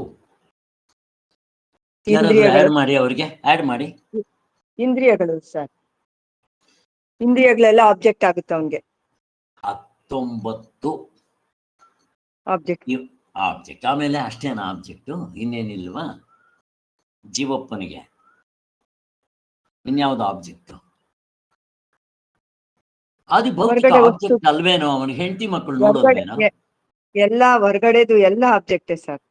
ಅದೇ ಹೇಳಿ, ಆದಿಭೌತಿಕ, ಆದಿದೈವಿಕ, ಕಾಲ, ದೇಶ, ಕಾರ್ಯಕಾರಣ, ಭಾವ, ಇಷ್ಟು ಆಬ್ಜೆಕ್ಟ್. ಈವನ್ ಅವಸ್ಥೆಗಳು ಮುಗ್ದೋಯ್ತು. ಅವಸ್ಥೆ ಒಳಗಡೆ ಇರೋ 1/2 ಡಜನ್ ಜೀವಪ್ಪನಿಗೆ ಆಬ್ಜೆಕ್ಟ್ ಮುಗ್ದೋಯ್ತು. ಈಗ ನಾವು ಆತ್ಮನ ಪಕ್ಕಕ್ಕಿಟ್ಟು ಈಗ ಇಲ್ಲಿ ಇಷ್ಟನ್ನು ಮಾತ್ರ ತಗೊಂತೀವಿ. ಈಗ ನಾನು ಆತ್ಮನ್ ತಗೊಂಡಾಗ ಈ ಜೀವಪ್ಪನ್ನೂ ಕೂಡ ವೇಸ್ಟ್ ಬ್ಯಾಸ್ಕೆಟ್ ನೋಡ್ತೇನೆ. ಅವನು ಕೂಡ ಆಬ್ಜೆಕ್ಟ್ ಆಗ್ಬಿಡ್ತಾನೆ. ಆತ್ಮನಲ್ಲಿ ನಿಂತರೆ, ಇಲ್ಲದಿದ್ರೆ ಇವನೇ ಏನಿವನು ಪಿಬೆಟ್, ಡೂಪ್ಲಿಕೇಟ್ ಐ, ಒರಿಜಿನಲ್ ಐ ಇದ್ದಂಗೆ ಇರ್ತಾನೆ ಇವನು. ಒರಿಜಿನಲ್ ಇಲ್ಲ. ಕುಂಬಳಕಾಯ್ದ ಕಥೆ ಎಲ್ಲ ಹೇಳಿದ್ ಜ್ಞಾಪಕ ಮಾಡ್ಕೊಳ್ರಿ. ಹೀಗೆ ಮತ್ತೆ ಯಾರು ರಮಣ ಮಹರ್ಷಿಗಳು ಹೇಳಿದ್ದ, ಮದುವೆನಲ್ಲಿ ಇವನು ಹೆಣ್ಣು ಕಡೆಗೂ ಸೇರಲ್ಲ, ಗಂಡು ಕಡೆಗೂ ಸೇರಲ್ಲ, ಮಜಾ ಮಾಡ್ತಾ ಇರ್ತಾನೆ. ಹಿಂಗೆ ಡೂಪ್ಲಿಕೇಟ್ ಆಗಿ ಹಿಂಗೆ ಹಂಗೆ. ಇಷ್ಟು ಸಾಕು, ಇವಾಗ ಮುಂದಕ್ಕೆ ಹೋಗೋಣ. ಈಗ ಇಲ್ಲಿಗೆ ಬಂದಿದ್ದೀವಿ. ಇವಾಗ ಹಾಗಾದ್ರೆ ಈ ವ್ಯವಹಾರ ಮಾಡಬೇಕಾದ್ರೆ ವಸ್ತುಗಳು 5 ಅಂತ ಹೇಳ್ಬೇಕು. ಶಬ್ದ, ಸ್ಪರ್ಶ, ರೂಪ, ರಸಗಂಧ. ಅವು ಇದೆ ಅಂತ ತಿಳ್ಕೊಳ್ಳೋದಿಕ್ಕೆ ನನಗೆ ಏನೇನಿದೆ? ಆ ಪ್ರಪಂಚ ಅಂದ್ರೆ 5 ವಸ್ತುಗಳು. ಅವಸ್ಥೆ ಒಳಗಡೆ ಇರೋ 1/2 ಡಜನ್ 5 ವಸ್ತುಗಳು. ಅವು ಇದೆ ಅಂತ ನನಗೆ ಗೊತ್ತಾಗ್ಬೇಕು. ನಾನು ಇಂಪಾರ್ಟೆಂಟ್ ಇಲ್ಲಿ. ನಾನು ಹೆಂಡತಿಗೆ ತಿಳ್ಕೊಂಡು ಏನಾಗಬೇಕು? ನಾನು ಹೆಂಡತಿ ತಿಳ್ಕೊಂಡ್ರೆ ನಾನು ತಿಳ್ಕೊಬೇಕ್ರಿ, ನನಗೆ ಬೇಕು. ಅಲ್ಲಿಗೆ ನನಗೆ ಅವು 5 ವಸ್ತುಗಳನ್ನ ತಿಳ್ಕೊಳ್ಳೋದಕ್ಕೆ ನನಗೆ ದೇವರು ಏನು ಇನ್ಸ್ಟ್ರೂಮೆಂಟ್ ಕೊಟ್ಟಿದ್ದಾನೆ? ಪಂಚೇಂದ್ರಿಯಗಳು, ಜ್ಞಾನೇಂದ್ರಿಯಗಳು, ಕರ್ಮೇಂದ್ರಿಯಗಳು. ಅಷ್ಟೇ ಅಲ್ವಾ? ಸಾಕ? ಕರ್ಮೇಂದ್ರಿಯಗಳು, ಜ್ಞಾನೇಂದ್ರಿಯಗಳು ಅಷ್ಟು ಸಾಕೇನೋ? ಮನಸ್ಸು, ಚಿತ್ತ, ಬುದ್ಧಿ, ಅಹಂಕಾರ, ಅಂತಃಕರಣವನ್ನು ಕೊಟ್ಟಿದ್ದಾನೆ ಅಲ್ವಾ? ಅಲ್ಲಿಗೆ ಕರ್ಮೇಂದ್ರಿಯಗಳು, ಜ್ಞಾನೇಂದ್ರಿಯಗಳು, ಅಂತಃಕರಣ ಇವೆಲ್ಲ ಕೊಟ್ಟಿದ್ದಾನೆ. ಅಲ್ಲಿಗೆ ಪ್ರಾಣಗಳೇನು? ಇವು ಕೆಲಸ ಮಾಡೋದಕ್ಕೆ ಅದಕ್ಕೆ ಬ್ಯಾಟ್ರಿ ಅಷ್ಟೇ. ಅದು ಆತ್ಮವೋ ಅನಾತ್ಮವೋ? ಅನಾತ್ಮ. ಇವಾಗೆಲ್ಲ ನಿಮಗೆ ಚೆನ್ನಾಗಿ ಗೊತ್ತಾಗ್ಬಿಟ್ಟಿದೆ. ಪ್ರಾಣಗಳು ಕೂಡ ಅನಾತ್ಮವೇ. ಹಾಕ್ರಿ ವೇಸ್ಟ್ ಬ್ಯಾಸ್ಕೆಟ್ಗೆ. ಜೀವಪ್ಪ ಇವುಗಳಿಗೆಲ್ಲ ಆಧಾರ ಇರುವನ್ ಜೀವಪ್ಪ. ಇವು ರಾಜ ಇದ್ದಂಗೆ. ಇವರೆಲ್ಲ ಕಪ್ಪು ಕಾಣಿಕೆ ತಂದ ರಾಜನ್ಗೆ ಒಪ್ಪಿಸ್ತಾ ಇರ್ತಾರೆ. ನಾನಿದ್ ನೋಡಿದೆ ನೋಡೋ ಅಂತ, ನಾನಿದ್ ಕೇಳಿದೆ ನೋಡೋ ಅಂತ. ಈ ಬುದ್ಧಿ ಮನಸ್ಸೆಲ್ಲ ತಂದು ಅವನ ಕಪ್ಪು ಕಾಣಿಕೆ ಕೊಡ್ತಾ ಇರತ್ತೆ. ಅವನೇ ಲೀಡರ್, ಪಿಬೆಟ್, ಬೀಸೋಕಲ್ಲು. ಹಾಗೆ ಆದ್ರಿಂದ ಇವನ್ ರಾಜ್ಯ ಹೊಡಿತಾ ಇರ್ತಾನೆ. ಸಾಕ್. ಈಗ ಈ ವ್ಯವಹಾರ ಮಾಡೋದಿಕ್ಕೆ ಇವನೇ ಲೀಡರ್. ಇವನು ಈ 3 ಜನದಲ್ಲಿ ಕರ್ಮಕಾಂಡ, ಉಪಾಸನ ಕಾಂಡ, ಜ್ಞಾನಕಾಂಡದಲ್ಲಿ ಈ ಲೀಡರ್ ಮಾತ್ರ ಸಾಕ್. ನಮ್ಗೆ ಆತ್ಮ ಬೇಡ, ಪಕ್ಕಕ್ಕೆ ಎತ್ತಿಟ್ಬಿಡ್ತೇವೆ. ಈ 3ರಲ್ಲಿ ಯಾರು ಹೇಳೋದು? ಅವ್ರಿಗೆ ಜೀವಪ್ಪನೇ ಮುಖ್ಯ. ನೀವೇನು ಆತ್ಮ ಅಂತೀರೇ, ಎದ್ದೆ ಪಕ್ಕಕ್ಕೆ ಬಿಸಾಕ್ರಿ ಅಂತಾರ ಅವರು. ಯಾರು 3ರಲ್ಲಿ ಯಾರಾದ್ರೂ ಹೇಳ್ರಿ, ಬೇಗ ಬೇಗ ಹೇಳ್ತಾ ಬನ್ರಿ, ಯಾರಾದ್ರೂ ಹೇಳ್ರಿ. ಕರ್ಮಕಾಂಡದವ್ರಿಗೆ. ಕರ್ಮಕಾಂಡವರು ಅಲ್ಲ, ಚಾರ್ವಾಕರು ಬರಲ್ಲ. ಕರ್ಮಕಾಂಡ್ರ ಚಾರ್ವಾಕರ ಅಲ್ಲ ಸರ್, ವೇದ ಒಪ್ಪರು ಸರ್. ಹಾ, ಅಲ್ಲಿಗೆ ಈ ಜೀವಪ್ಪ ಮುಖ್ಯವಾಗಿ ಬೇಕಾಗಿರೋದು ಕರ್ಮಕಾಂಡದ ವ್ಯವಹಾರ ಮಾಡೋರಿಗೆ. ಫಸ್ಟ್ ಕರ್ಮಕಾಂಡ ಇರಲಿ, ಲೌಕಿಕವಾಗಿ ಇರಲಿ. ಲೌಕಿಕ ಕರ್ಮಕಾಂಡದವರು ಲೌಕಿಕಕ್ಕೆ ತಗೊಂಬೇಡ. ಲೌಕಿಕ ಆಯ್ತು, ಕರ್ಮಕಾಂಡದವರು. ಆಮೇಲೆ ಇನ್ಯಾರಿಗೆ ಬೇಕು ಜೀವಪ್ಪ? ಮುಖ್ಯವಾಗಿ ಉಪಾಸನಾ ಕಾಂಡಕ್ಕೂ ಬೇಕು ಸರ್, ಜೀವಪ್ಪನೇ ಬೇಕು. ಬೇಕು. ಆದ್ದರಿಂದ ಇವರಿಬ್ಬರಿಗೂ, ಕರ್ಮಕಾಂಡ ಉಪಾಸನ ಕಾಂಡದವರಿಗೆ ಈ ಜೀವಪ್ಪ ಇದ್ರೆ ಸಾಕು. ನೀವು ಆತ್ಮಗಿತ್ಮ ಹೇಳ್ತೀರಲ್ಲ, ಪಕ್ಕಕ್ಕೆ ಎತ್ತಿಡ್ರಿ, ನಮಗ್ ಬೇಡ, ಗೋಡನ್ಗೆ ಹಾಕಿರ್ರಿ, ಬೇಕಾಗಿಲ್ಲ ಅವ್ರಿಗೆ. ಯಾಕೆ ಅಲ್ರಿ? ನಾನು ಈ ಒಂದು ಕರ್ಮವನ್ನ ಮಾಡ್ತೇನೆ, ಫಲ ಬರುತ್ತೆ, ಅದನ್ನು ಭೋಗ್ಸವನ್ ಯಾವನು? ನಾನೇ ಇಲ್ಲದೆ ಇದ್ರೆ ಭೋಗ್ಸವನ್ ಯಾವನು? ಅದಕ್ಕೆ ಜೀವಪ್ಪ ಇರಬೇಕು. ಹೆಂಗಿದೆ? ಸ್ವರ್ಗಕ್ಕೆ ಹೋಗ್ತೀನಿ, ಅದರಲ್ಲಿ ಏನು ನರ್ಕಕ್ಕೆ ಹೋಗ್ತೀನಿ, ಯಾರ್ರಿ? ಆ ಜೀವಪ್ಪನೇ. ಇನ್ನು ಬ್ರಹ್ಮಲೋಕಕ್ಕೆ ಹೋಗ್ತೀನಿ ಉಪಾಸನೆ ಮಾಡಿ, ಅವಾಗ ಆ ಜೀವಪ್ಪ ಇರಲ್ವೇನೋ? ಅಲ್ಲಿ ಇರ್ತಾನೆ. ಆದ್ದರಿಂದ ಅವನೇ ಎಂಜಾಯ್ ಮಾಡೋನು ಜೀವಪ್ಪ. ಹೇಗಿದೆ ನೋಡ್ರಿ. ಹಾಗಾದ್ರೆ ಈ ಜೀವಪ್ಪನ್ನು ಕೂಡ ಅನಾತ್ಮವಾಗಿ ವೇಸ್ಟ್ ಬ್ಯಾಟ್ರಿಗೆ ಹಾಕಿ ನೋಡುವಂತ ಕಲೆ ಈ 3ರಲ್ಲಿ ಯಾರಿಗಿದೆ? ಕರ್ಮಕಾಂಡ, ಉಪಾಸನ ಕಾಂಡ, ಜ್ಞಾನಕಾಂಡಕ್ಕೆ. ಜ್ಞಾನಕಾಂಡ ಸರ್. ಜ್ಞಾನಕಾಂಡಕ್ಕಿದೆ. ಕರೆಕ್ಟ್ ಅಲ್ವಾ? ಹಿಂಗ್ ತಿಳ್ಕೋಬೇಕು. ಅಲ್ಲಿಗೆ ಜ್ಞಾನಕಾಂಡಕ್ಕೆ ಆತ್ಮ ಮುಖ್ಯ. ಈ ಜೀವಪ್ಪನು ಕೂಡ ಬೇಕಾಗಿಲ್ಲ, ಅವನು ಆಬ್ಜೆಕ್ಟ್. ನಿಮ್ ಕಲ್ಲು ಬಂಡೆ ಏನ್ ಹೇಳ್ತಿರೋ, ಈ ಜೀವಪ್ಪಂದು ಅಷ್ಟೇ ಕತೆ, ಬಿಸಾಕ್ರೋ ವೇಸ್ಟ್ ಬಾಸ್ಕೆಟ್ಗೆ ಅಂತ ಅಂದ್ಬಿಡ್ತಾರೆ. ಹೆಂಗಿದೆ ನೋಡ್ರಿ, ಹಂಗ್ ತಗೊಂಬಂದ್ವಿ. ಇವಾಗ ಆಯ್ತು, ಇರೋದು ಪ್ರಪಂಚದಲ್ಲಿ 5 ವಸ್ತುಗಳು. ಈಗ ನನ್ನ ಪ್ರಶ್ನೆ, ಈ ಆತ್ಮನು ಇದ್ದಾನಲ್ಲ, ಅವನ್ನ ನಾನು ಹೇಗ್ ನೋಡ್ಬೇಕು? ಪ್ರಶ್ನೆ, ಹೇಗ್ ನೋಡ್ಬೇಕಪ್ಪ ನಾನು? ಆತ್ಮ ಅಂತಿದ್ದಾನಲ್ಲ, ಏನೋ ಶಾಸ್ತ್ರ ಹೇಳ್ತಾ ಇದೆ. ಫಸ್ಟ್ ಎತ್ಕೊಂತಾನೆ ನಂಬ್ಕೋಣ, ನಂಬಿಕೆ, ಶ್ರದ್ಧೆ, ಭಕ್ತಿಯಿಂದ. ಆತ್ಮ ಅಂತಿದೆ ಕಣೋ, ಅದಕ್ಕೆ ಹುಟ್ಟು ಸಾವಿಲ್ಲ, ಅದನ್ನ ನಾನು ಹೇಗ್ ತಿಳ್ಕೋಬೇಕು ಅಂತ ಪ್ರಶ್ನೆ. ಅದಕ್ಕೆ ನೀವೇನ್ ಹೇಳ್ತೀರಾ? ಯಾರಾದ್ರೂ ಬೇಕ ಪ್ರಶ್ನೆ ಹೇಳಿ, ಯಾರಾದ್ರೂ ಹೇಳ್ರಿ. ಅನಾತ್ಮನೆಲ್ಲ ಬಿಡ್ಬೇಕು ಸರ್, ಆಗ್ಲೇ ಆತ್ಮನ್ ನೋಡ್ಕೊಳಕ್ ಆಗೋದು. ಇದೆಲ್ಲ ನಮ್ಗೆ ಅನಾತ್ಮ ಅಲ್ಲ ಸರ್. ಜೀವಪ್ಪ, ಇಂದ್ರಿಯಗಳು, ವಿಷಯಗಳು ಎಲ್ಲ ಅನಾತ್ಮ. ಅದೆಲ್ಲ ಬಿಡ್ಬೇಕು. ಮನಸ್ಸು, ಬುದ್ಧಿ, ಚಿತ್ತ, ಅಹಂಕಾರ ಎಲ್ಲ ಬಿಟ್ರೆ ಆಯ್ತು. ಕರೆಕ್ಟೇ, ನಿಮ್ಮ ಆನ್ಸರ್ ಕರೆಕ್ಟ್. ನೇರಾದ ಅನುಭವ, ನೇರಾದ ಅನುಭವ, ಸಾರ್ವತ್ರಿಕ ಪೂರ್ಣ ಅನುಭವದಿಂದ ನೋಡ್ಕೋಬೇಕು. ಆಗೋಯ್ತು. ಈಗ ನಮ್ಗೆ ಲೌಕಿಕದ ವ್ಯವಹಾರ ಮಾಡ್ಬೇಕಾದ್ರೆ ನನಗೆ ಈ ಇಂದ್ರಿಯಗಳೇ ಬೇಕು. ಈಗ ತಾನೇ ಹೇಳಿದ್ವಿ, ಯಾಕೆ? ಇರೋದು 5 ವಸ್ತುಗಳು. ಆದ್ರಿಂದ ಈಗ ನಾವು ಈ ಇಂದ್ರಿಯಗಳಿಂದ, ಅಂದ್ರೆ ಈ ಇಂದ್ರಿಯಗಳಿಂದ ನನಗೆ ಆತ್ಮನ್ ನೋಡಕ್ ಬರುತ್ತಾ ಅಂತ ನೋಡಕ್ ಹೋಗ್ಬೇಕು. ಇವಾಗ ನನ್ಗಿರೋದೇ 19 ಮುಖಗಳು: ಕರ್ಮೇಂದ್ರಿಯಗಳು, ಜ್ಞಾನೇಂದ್ರಿಯಗಳು, ಅಂತಃಕರಣ, ಮನಸ್ಸು, ಬುದ್ಧಿ, ಚಿತ್ತ, ಅಹಂಕಾರ. ಇವುಗಳಿಂದ ನಾನು, ಏನೋ ಶಾಸ್ತ್ರ ಹೇಳ್ತಾ ಇದೆ, ಒಬ್ಬ ಆತ್ಮ ಅಂತಿದ್ದಾನೆ, ಅವನ್ ತಿಳ್ಕೊಂಡ್ರೆ ಹುಟ್ಟು ಸಾವುಗಳು ತಪ್ಪಿಸ್ಕೋಬಹುದು, ಆನಂದವಾಗಿರ್ಬಹುದು ಅಂತ ಈಗ ನಾವು ಪರೀಕ್ಷೆ ಮಾಡ್ಬೇಕಾಗಿದೆ. ಈಗ ಇಂದ್ರಿಯಗಳಿಗೆ ಅವನ್ ಸಿಗ್ತಾನ ಅಂತ. ಅಲ್ಲಿಗೆ ಫಸ್ಟ್ ಎತ್ಕೊಂತಾನೆ ನಾವು ಈ ಇಂದ್ರಿಯಗಳು ಲೌಕಿಕ ವ್ಯವಹಾರ ಮಾಡ್ಬೇಕಾದ್ರೆ ಇವು ಬೇಕೇ ಬೇಕು. ಇವುಗಳು ನಾವು ಫಸ್ಟ್ ನಾವು ಪರೀಕ್ಷೆ ಮಾಡಿಬಿಡೋಣ ಅಂತ. ಈಗ ನನಗೆ ಈ ಲೌಕಿಕ ವೈದಿಕ ಅನುಭವ ಆಗ್ಬೇಕಾದ್ರೆ ನನಗೆ ಪ್ರಮಾಣಗಳು ಉಪಯೋಗಿಸ್ಬೇಕು. ಪ್ರಮಾಣಗಳಂದ್ರೆ ಏನು? ಯಾರಾದರೂ ಪ್ರಮಾಣ ಅಂದ್ರೆ ಏನು?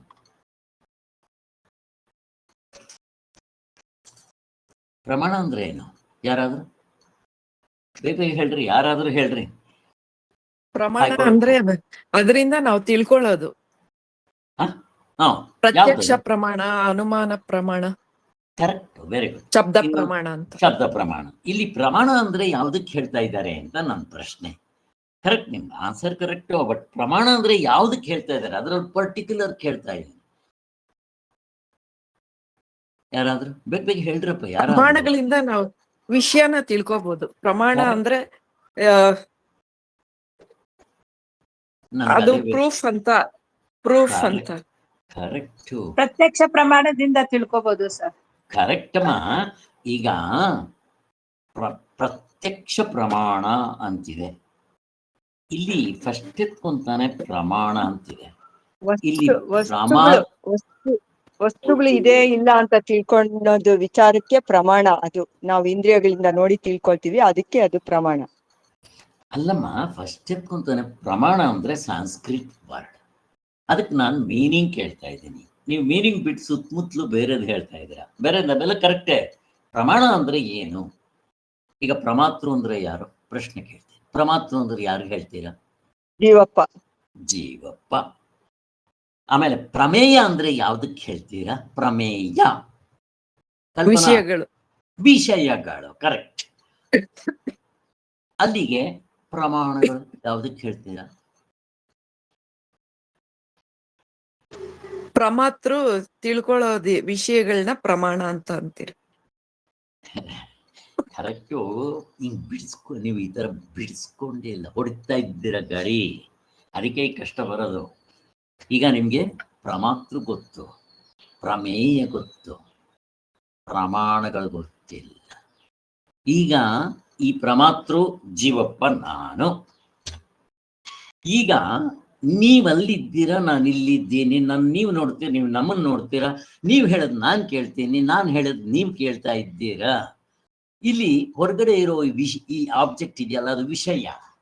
ಅದನ್ನು ತಿಳ್ಕೊಳೋ ನಾನು. ನೀವು ನನ್ನ ತಿಳ್ಕೊಂಡ್ರೆ ನೀವು ಯಾವ್ದನ್ನು ಉಪಯೋಗಿಸ್ಕೊಂಡು ತಿಳ್ಕೊಂತಾ ಇದ್ದೀರಾ. ನನ್ನ ಫಿಗರ್ನ ಯಾವ್ದ್ರಿಂದ ನೋಡಿದ್ರೆ? ಮನಸ್ಸಿನಿಂದ ಸರ್, ಮನಸ್ಸಿನಿಂದ. ಅಲ್ಲಿವರೆಗೂ ಯಾಕೆ ಹೋಗ್ತೀರಮ್ಮ? ಈಗ ನೀವು ಕಣ್ಣು ಮುಚ್ಕೊಂಡ್ಬಿಡ್ರಿ, ನಾನು ಕಾಣ್ತೇನಾ?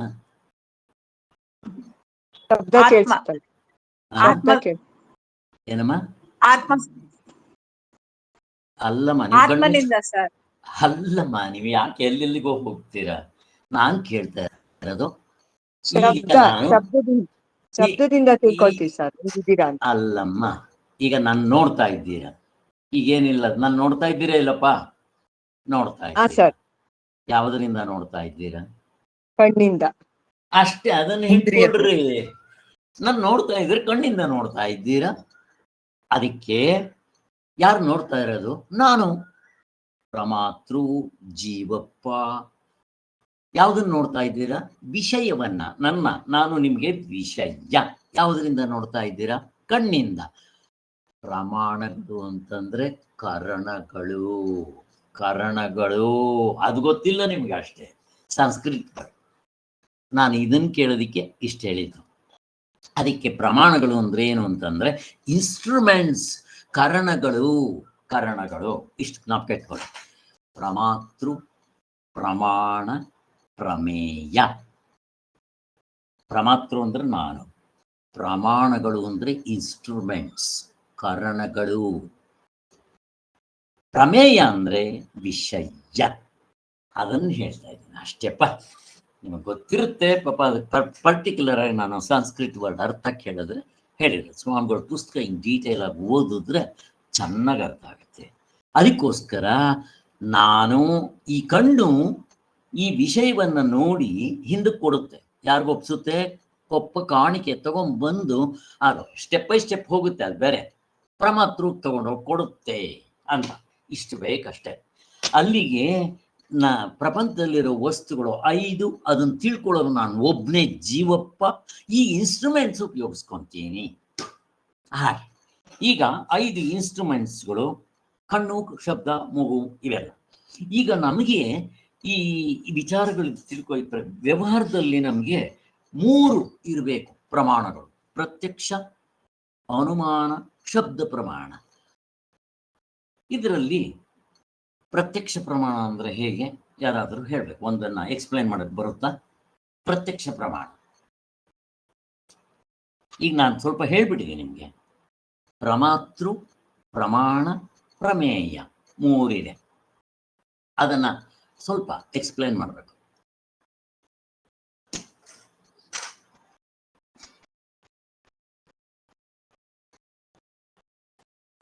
ಓಕೆ, ಎದುರುಗಡೆ ಬೆಂಕಿ ಕಾಣುತ್ತೆ, ಅದು ಪ್ರತ್ಯಕ್ಷವಾಗಿದೆ, ಅದು ಪ್ರತ್ಯಕ್ಷ. ಯಾವ್ದಮ್ಮ? ಎದುರುಗಡೆ ಬೆಂಕಿ ಅಂಟಿಸ್ದ ಕಾಣುತ್ತಲ್ವಾ, ಅದೇ ಪ್ರತ್ಯಕ್ಷ. ಕರೆಕ್ಟ್. ಅಲ್ಲಿಗೇನಾಯ್ತು? ನೀವು ಕಣ್ಣುಗಳಿಂದ ಬೆಂಕಿ ನೋಡಿದ್ರಿ, ಇದನ್ನ ಪ್ರತ್ಯಕ್ಷ ಪ್ರಮಾಣ ಅಂತಂದ್ರಿ. ಕರೆಕ್ಟ್, ಇದನ್ನ ಪ್ರತ್ಯಕ್ಷ ಪ್ರಮಾಣ. ನಮಗೆ ಪ್ರತಿಯೊಂದೂ ಕೂಡ ಪ್ರತ್ಯಕ್ಷ ಪ್ರಮಾಣದಿಂದಲೇ ವ್ಯವಹಾರ ಮಾಡ್ತಾ ಇರೋದು. ನೋಡೋದು, ಕೇಳೋದು, ಮೂಸೋದು, ಮುಟ್ಟೋದು ಎಲ್ಲ. ಈಗ ನಮಗೆ ವ್ಯವಹಾರ ಮಾಡಬೇಕಾದ್ರೆ ಈ ಮೂರು ಇರಬೇಕು. ಯಾವುದು? ಪ್ರತ್ಯಕ್ಷ ಪ್ರಮಾಣ, ಅನುಮಾನ ಪ್ರಮಾಣ, ಶಬ್ದ ಪ್ರಮಾಣ. ಕರೆಕ್ಟ್ ತಾನೆ? ಈಗ ಪ್ರತ್ಯಕ್ಷ ಪ್ರಮಾಣ ಅಂದ್ರೆ ನೀವೊಂದು ದೃಷ್ಟಾಂತ ಕೊಟ್ರಿ, ಇಲ್ಲಿ ಬೆಂಕಿ ಇತ್ತ. ಈಗ ನಾನು ಇಲ್ಲಿ ತೋರಿಸ್ತೇನೆ ನಿಮ್ಗೆ, ಎಲ್ರಿಗೂ ಮೊಬೈಲ್ ನಾನು ನೋಡ್ತಾ ಇದ್ದೀರಾ, ಪ್ರತ್ಯಕ್ಷ ಪ್ರಮಾಣ ನೋಡ್ತಾ ಇರ. ಈಗ ಇದನ್ನ ತೋರಿಸ್ತೆ, ಆ ಮೊಬೈಲ್ ಅಂತ ಎಲ್ರು ಹೇಳಿದ್ರಿ, ಪ್ರತ್ಯಕ್ಷ ಪ್ರಮಾಣ. ಇಲ್ಲಿ ತ್ರಿಪುಟಿ ಆಗ್ತಾ ಇದೆ, ತ್ರಿಪುಟಿ. ಕರೆಕ್ಟ್ ತಾನೆ? ಏನದು ತ್ರಿಪುಟಿ? ವಿಶೇಷವಾದ ಜ್ಞಾನ ಅಂತ ಕರಿತೀವಿ. ಏನದು? ಯಾರಾದ್ರು? ಜ್ಞಾತೃ, ಜ್ಞಾನಾಜ್ಞೇಯ. ಅಷ್ಟೇ ಅಷ್ಟೇ ಅಲ್ವಾ? ಜ್ಞಾತೃ, ಜ್ಞಾನ, ಜ್ಞೇಯ, ಇದನ್ನ ತ್ರಿಪುಟಿ ಅಂತ ಕರಿತೀವಿ. ಸೊ ಇಷ್ಟು. ಈಗ ಕೆಲವು ಇವು ಯಾವುದು ಗೊತ್ತಾಗೋದಿಲ್ಲ ನಮಗೆ. ಈಗ ಫಾರ್ ಎಕ್ಸಾಂಪಲ್, ಬೆಟ್ಟದ ಮೇಲೆ ಹೊಗೆ ಇದೆ, ಅದನ್ನ ಏನಂತ ಅಂತೀರಾ ನೀವು? ಯಾವ ಪ್ರಮಾಣದಿಂದ ಕಂಡ್ಕೊಂತೀರಾ? ಏನಮ್ಮ ಪ್ರತಿಭಾ? ಅನುಮಾನ ಪ್ರಮಾಣ. ಅನುಮಾನ ಪ್ರಮಾಣ. ಹಾಗೆ ಈಗ ಅನುಮಾನ ಪ್ರಮಾಣ ಸತ್ಯವಾಗಿರುತ್ತಾ ಪ್ರತಿ ಸಲ? ಅದರ ಬಗ್ಗೆ ಹೇಳ್ರಿ. ಇಲ್ಲ ಇಲ್ಲ, ಯಾಕೆ? ಪ್ರತ್ಯಕ್ಷವಾಗಿರಲ್ಲ. ಕಣ್ಣು ಕಾಣಿಸ್ದಿರ ಇರ್ಬೋದು, ಕಣ್ಣು ಪೊರೆ ಬಂದಿರ್ಬೋದು, ಆತರ. ಹಂಗಲ್ಲ ಹೊಗೆ, ಬೆಂಕಿ ಮೊದ್ಲು ನೋಡಿರ್ತೀವಿ, ಅಲ್ಲಿ ಹೊಗೆ ಇದೆ ಅಂತ, ಬೆಂಕಿಯಲ್ಲಿ ಹೊಗೆ ಇರುತ್ತೆ ಅಂತ ನಾವು ಅಲ್ಲಿ ಬೆಂಕಿ ಕಾಣಿಸಿರೋದಿಲ್ಲ, ಹೊಗೆ ಇದೆ ಅಂತ ಅನುಮಾನ ಪಟ್ಟಿರ್ತೀವಿ. ಅದು ಹೊಗೆ ಅಲ್ದಿರಾನು ಇರ್ಬೋದು, ಆ ಫಾಗ್ ಇರ್ಬೋದು ಆ ಬೆಟ್ಟದ ಮೇಲೆ. ಆದ್ರಿಂದ ಅದು ಅನುಮಾನ ಸರಿ ಆಗೋದಿಲ್ಲ ಒಂದೊಂದ್ಸತಿ. ಒಂದೊಂದು ಸಲ ಆಗ್ಬೋದು, ವಿ ಡೋಂಟ್ ನೋ. ಈಗ ಹೊಗೆ ಕಾಣುತ್ತೆ ನನಗೆ ಬೆಟ್ಟದ ಮೇಲೆ, ನಾನು ನೋಡಿದ ತಕ್ಷಣ ಹೊಗೆ, ಎಲ್ಲಿ ಬೆಂಕಿ ಇರುತ್ತೋ ಅಲ್ಲಿ ಹೊಗೆ ಇರಬೇಕು ಅಂತ ಇನ್ಫರೆನ್ಸ್, ಅನುಮಾನ, ಗೆಸ್ ಮಾಡ್ತೀನಿ. ಬಟ್ ನಾನು ಅಲ್ಲಿ ಮೇಲೆ ಹೋಗ್ಬೇಕು, ಅದನ್ನು ಕನ್ಫರ್ಮ್ ಮಾಡ್ಕೋಬೇಕು ನಾನು. ಮತ್ತೇನು ಮಾಡ್ತೀನಿ? ಮೇಲ್ಗಡೆ ಹೋಗಿ ನೋಡ್ತೀನಿ, ಅರೆ ಅಲ್ಲಿ ಹೊಗೆ ಥರ ಕಣ್ತು, ಅಲ್ಲ ಫಾಗ್. ಅದರಿಂದ ಅದು ತಪ್ಪಾಗೋ ಚಾನ್ಸಸ್ ಇದೆ. ಅಲ್ಲಿಗೆ ಅನುಮಾನ ಪ್ರಮಾಣದ ಮೇಲೆ, ಅದಕ್ಕೆ ಅದ್ರ ಹೆಸರೇ ಅನುಮಾನ ಪ್ರಮಾಣ, ಡಿಪೆಂಡ್ ಆಗಕ್ಕಾಗಲ್ಲ. ಓಕೆ, ಅಲ್ಲಿಗೆ ಪ್ರತ್ಯಕ್ಷ ಪ್ರಮಾಣ ಗೊತ್ತಾಯಿತು, ಅನುಮಾನ ಪ್ರಮಾಣ ಗೊತ್ತಾಯಿತು. ನೆಕ್ಸ್ಟ್ ಇನ್ನೊಂದು ಪ್ರಮಾಣ ಯಾವುದು? ಶಬ್ದ ಪ್ರಮಾಣ. ಶಬ್ದ ಪ್ರಮಾಣಕ್ಕೊಂದು ದೃಷ್ಟಾಂತ ಕೊಟ್ರೆ ಕೊಡಮ್ಮ ಪ್ರತಿಭಾ. ಈಗ ತಂದೆ ತಾಯಿಗಳು ಹೇಳ್ಕೊಂಡ್ ಬಂದಿರ್ತಾರೆ, ಮಗಳು ಮಗನು ಅಂತ ಅನ್ಕೊಂಡು ಹೇಳ್ಕೊಂಡ್ ಬಂದಿರ್ತಾರೆ, ನಾವು ಅದನ್ನ ನಂಬ್ತೀರಿ, ಅದು ಶಬ್ದ ಪ್ರಮಾಣ. ಶಬ್ದ ಪ್ರಮಾಣ ಅಷ್ಟೇ. ವೇದಗಳು ಅದೆಲ್ಲ ಶಬ್ದ, ಎಲ್ಲ ಶಬ್ದ ಪ್ರಮಾಣ. ಕಿವಿಯಿಂದ ಕಿವಿಗೆ ಕೇಳಿಸ್ಕೊಳೋಂಥದ್ದೆಲ್ಲ ಶಬ್ದ ಪ್ರಮಾಣ. ಹಾಗೆ ಇದು ಪರ್ಫೆಕ್ಟ್ ಆಗಿರುತ್ತಾ ಎಲ್ಲ ಟೈಮ್ನಲ್ಲೂ? ಪ್ರಶ್ನೆ. ಸೊ ಅಲ್ಲಿಗೆ ಈ ಶಬ್ದ ಪ್ರಮಾಣಕ್ಕೆ ಬೇರೆ ಬೇರೆ ಹೆಸರುಗಳಿದೆ. ಇದಕ್ಕೆ ಶಬ್ದ ಪ್ರಮಾಣ, ಹಿರಿಯರ ಪ್ರಮಾಣ, ಆಪ್ತರ ಪ್ರಮಾಣ ಅಂತ ಹೀಗೆಲ್ಲ ಹೇಳ್ತಾರೆ. ಈಗ ನಾನು ಹುಟ್ಟಿದ ಮೇಲೆ ನನಗೇನು ಪ್ರಜ್ಞೆ ಇರುತ್ತೆ? ನಮ್ಮ ತಂದೆ ತಾಯಿಗಳಿಗೆ ಇವ್ರೇ ಅಂತ ನನಗೇನು ಗೊತ್ತಾಗುತ್ತೆ? ನಾನು ಬೆಳಿತೀನಿ, ದೊಡ್ಡವನಾಗ್ತೀನಿ, ಆದ್ಮೇಲೆ ನಮ್ಮ ತಂದೆ ತಾಯಿ ಇವ್ರೇ ಅಂತ ಅನ್ಕೊಂತೀನಿ. ಅವ್ರು ಹೇಳ್ತಾರೆ ಅಮ್ಮ ಅಪ್ಪ ಅಂತ ಹಿಂಗೆ ಕೈ ಇಟ್ಟು ತೋರಿಸ್ತಾರೆ. ಹಂಗೆ ನಾನು ಗಟ್ ಮಾಡಿಕೊಂಡು ತಿಳ್ಕೊಂಡು ನಮ್ಮ ಅಪ್ಪ ಅವರಂದ್ರೆ ಇವರೇ ಹೇಳ್ತಾ ಇರ್ತೀನಿ. ಇದರಲ್ಲಿ ಹೆಚ್ಚು ಕಡಿಮೆ ಆಗಿರೋದು ನಮಗೆ ಪುರಾಣಗಳಲ್ಲಿ ಕರ್ಣ, ಬಾಹುಬಲಿ ಪಿಕ್ಚರ್ ಬೇಕಾದಷ್ಟಿದೆ. ಆದ್ದರಿಂದ ಇದು ಕರೆಕ್ಟಾಗಿ ಆಗುತ್ತೆ ಅಂತ ಹೇಳಕ್ ಬರೋದಿಲ್ಲ. ಕಾರಣ ಸಾಯೋವರೆಗೂ ಗೊತ್ತಾಗ್ಲಿಲ್ಲ. ಆ ಯುದ್ಧಕ್ಕೆ ಮೊದಲು ಗೊತ್ತಾಯ್ತು ಅವನಿಗೆ ನಮ್ಮ ಅಮ್ಮ ಇವರು ಅಂತ. ಅವನ್ ಬೆಸ್ತರವನು ಅಂತ ಅನ್ಕೊಂಡ್ಬಿಟ್ಟಿದ್ದ. ಹಿಂಗೆ ಹೆಚ್ಚು ಕಡಿಮೆ ಆಗಬಹುದು ಅಂತ. ಓಕೆ, ಹಾಗೆ ಈ ಪ್ರತ್ಯಕ್ಷ ಈ ಅನುಮಾನ ಪ್ರಮಾಣಕ್ಕೆ ಇನ್ನೇನಾದ್ರೂ ಒಂದೆರಡು ದೃಷ್ಟಾಂತ ಕೊಡ್ರಿ. ಯಾರು ಕೊಡ್ತೀರಾ? ಇಲ್ಲಿ ಸ್ವಾಮಿಗಳು ಕೊಟ್ಟಿದ್ದಾರೆ ಆ ಪುಸ್ತಕದಲ್ಲಿ. ಆ ಥರ ಈಗ ಮೇಲ್ಗಡೆ ಈಗ ನೀವು ನಾನು ಅಮೇರಿಕ ನೋಡಿರ್ತೀನಿ, ಅದು ಪ್ರತ್ಯಕ್ಷ ಪ್ರಮಾಣವೇ. ಎಕ್ಸ್ಪ್ಲೈನ್ ಮಾಡೋದು ಬೇಡ. ಹಿಮಾಲಯ ಪರ್ವತಕ್ಕೆ ಹೋಗಿರ್ತಾನೆ, ಅವನು ಹತ್ತು ಬಂದಿರ್ತಾನೆ ತೇನ್ಸಿಂಗ್, ಅದು ಪ್ರತ್ಯಕ್ಷ ಪ್ರಮಾಣವೇ. ಅನುಮಾನ ಪ್ರಮಾಣ ಶಬ್ದ ಪ್ರಮಾಣ. ಅದು ಅನುಮಾನ, ಅದು ಶಬ್ದ ಪ್ರಮಾಣ ಅಲ್ವಾ? ಈಗ ನಾನು ಅಮೇರಿಕ ನೋಡಿ ಹೇಳೋದು ಶಬ್ದ ಪ್ರಮಾಣ. ತೇನ್ಸಿಂಗ್ ಅಲ್ಲಿ ಹೋಗಿ ಬಂದ, ಯಾರು ಹೋಗಿದ್ವಿ? ಯಾರು ಇಲ್ಲ. ಅವನೇನೋ ಹೇಳ್ತಾ ಇದ್ದಾನೆ ಅಂತ ಶ್ರದ್ಧೆಯಿಂದ ನಂಬ್ಕೊಂತೀನಿ. ಬಟ್ ಇದರಲ್ಲಿ ಸ್ವಲ್ಪ ಹೆಚ್ಚು ಕಡಿಮೆ ಆಗ್ಬಹುದು. ಏನು ಹೆಚ್ಚು ಕಡಿಮೆ ಆಗ್ಬೋದು? ಅವನು ಹೇಳೋವನು ಸರಿಯಾಗಿ ಹೇಳದೆ ಇರ್ಬೋದು, ಅವನು ಸ್ವಲ್ಪ ದಡ್ಡನಾಗಿರ್ಬೋದು, ಹೇಳಕ್ ಬರದೇ ಇರಬಹುದು, ಅಥವಾ ಅವನು ಕಂಡದ್ದನ್ನು ಪೂರ್ತಿ ಎಕ್ಸ್ಪ್ಲೈನ್ ಮಾಡೋ ಕೆಪಾಸಿಟಿ ಇಲ್ಲದೆ ಇರ್ಬೋದು. ಇಷ್ಟು ಪ್ರಾಬ್ಲಮ್ಸ್ ಇರುತ್ತೆ ಅಂತ ಮಾಡ್ಕೊತೀವಿ ನಾವು. ಅಲ್ಲಿಗೆ ಈ ಶಬ್ದ ಪ್ರಮಾಣವೂ ಕೂಡ ಪೂರ್ತಿಯಾಗಿ ಡೆಫಿನೆಟ್ ಅಂತ ಹೇಳಕ್ ಬರಲ್ಲ, ಅವನ ಮೇಲೆ ಡಿಪೆಂಡ್ ಆಗಬೇಕು. ಇನ್ನು ಅನುಮಾನ ಪ್ರಮಾಣ, ಅದರಲ್ಲಿ ಗೊತ್ತಾಗೋಯ್ತು. ಅನುಮಾನ, ಇನ್ಫರೆನ್ಸ್, ಅನುಮಾನ ಹೆಸರಿನಲ್ಲೇ ಇದೆ. ಈಗ ನಾವು ಪ್ರತ್ಯಕ್ಷ ಪ್ರಮಾಣ, ಈಗ ಇವು ಎರಡಕ್ಕೂ ಕೂಡ ಯಾವುದು ಆಧಾರ? ಯಾವುದು? ಈ ಶಬ್ದ ಪ್ರಮಾಣಕ್ಕೂ ಪ್ರತ್ಯಕ್ಷ ಅನುಮಾನ ಪ್ರಮಾಣಕ್ಕೂ ಯಾವುದು ಬೇಸ್ಮೆಂಟ್ ಅಂತ ಪ್ರಶ್ನೆ. ಪ್ರತ್ಯಕ್ಷ ಪ್ರಮಾಣವೇ ಪ್ರತ್ಯಕ್ಷ ಬೇಸ್ಮೆಂಟ್. ಪ್ರಮಾಣ. ಕರೆಕ್ಟ್, ಪ್ರತ್ಯಕ್ಷ ಪ್ರಮಾಣವೇ ಬೇಸ್ಮೆಂಟ್. ಕರೆಕ್ಟ್ ಕಲ್ಪನಾ, ಇಬ್ಬರದು ಕರೆಕ್ಟ್. ಪ್ರತಿಭಾ ಹೇಗೆ ಹೇಳ್ತೀರಾ? ಹೇಗೆ ಹೇಳ್ತೀರಾ? ಈಗ ಅನುಮಾನ ಪ್ರಮಾಣವನ್ನ ಪ್ರತ್ಯಕ್ಷ ಪ್ರಮಾಣಕ್ಕೆ ಬೇಸ್ಮೆಂಟ್ ಅಂತೀರಾ, ಹೇಗೆ? ಇದನ್ನ ಎಕ್ಸ್ಪ್ಲೈನ್ ಮಾಡ್ಬೇಕು ಸ್ವಲ್ಪ.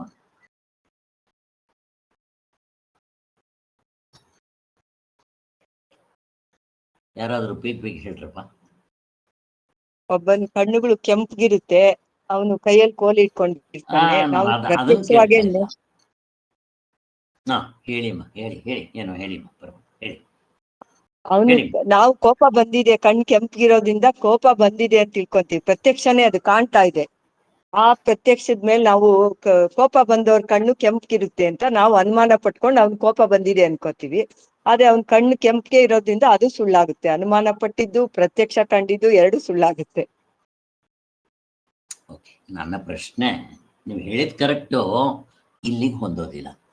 ಈಗ ಬೆಟ್ಟದ ಮೇಲೆ ಹೊಗೆ, ಇವಾಗ ಈ ಅನುಮಾನ ಪ್ರಮಾಣಕ್ಕೆ ಬೆಟ್ಟದ ಮೇಲೆ ಹೊಗೆ ಅಂತ ಹೇಳೋದಕ್ಕೆ ಬೇಕಾದ್ರೆ ಅದಕ್ಕೆ ಪ್ರತ್ಯಕ್ಷ ಪ್ರಮಾಣವೇ ಆಧಾರ ಅಂತ ಹೇಳ್ತೀವಲ್ಲ, ಅದನ್ನ ಎಕ್ಸ್ಪ್ಲೈನ್ ಮಾಡ್ರಿ ಅಂತ ಹೇಳಿದ್ನ.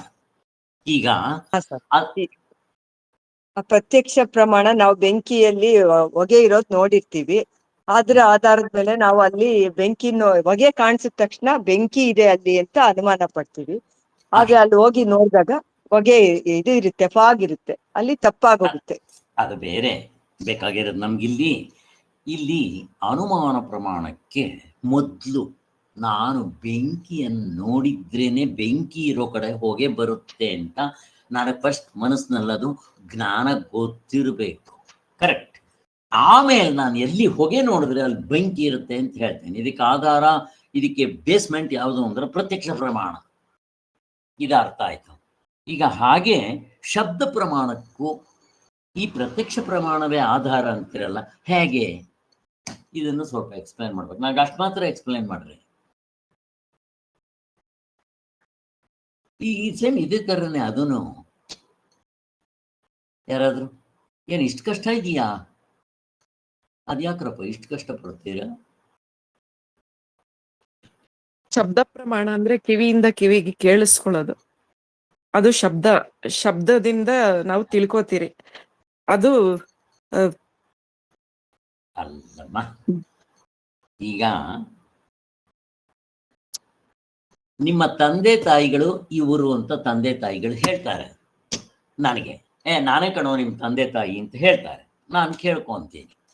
ಈಗ ಅವ್ರಿಗೆ ನನ್ನ ಮಗ ಇವರು ಅಂತ ಹೆಂಗ್ ಗೊತ್ತು ಅಂತ ನಾನು ಪ್ರಶ್ನೆ ಕೇಳ್ತಾ ಇದ್ದೆ.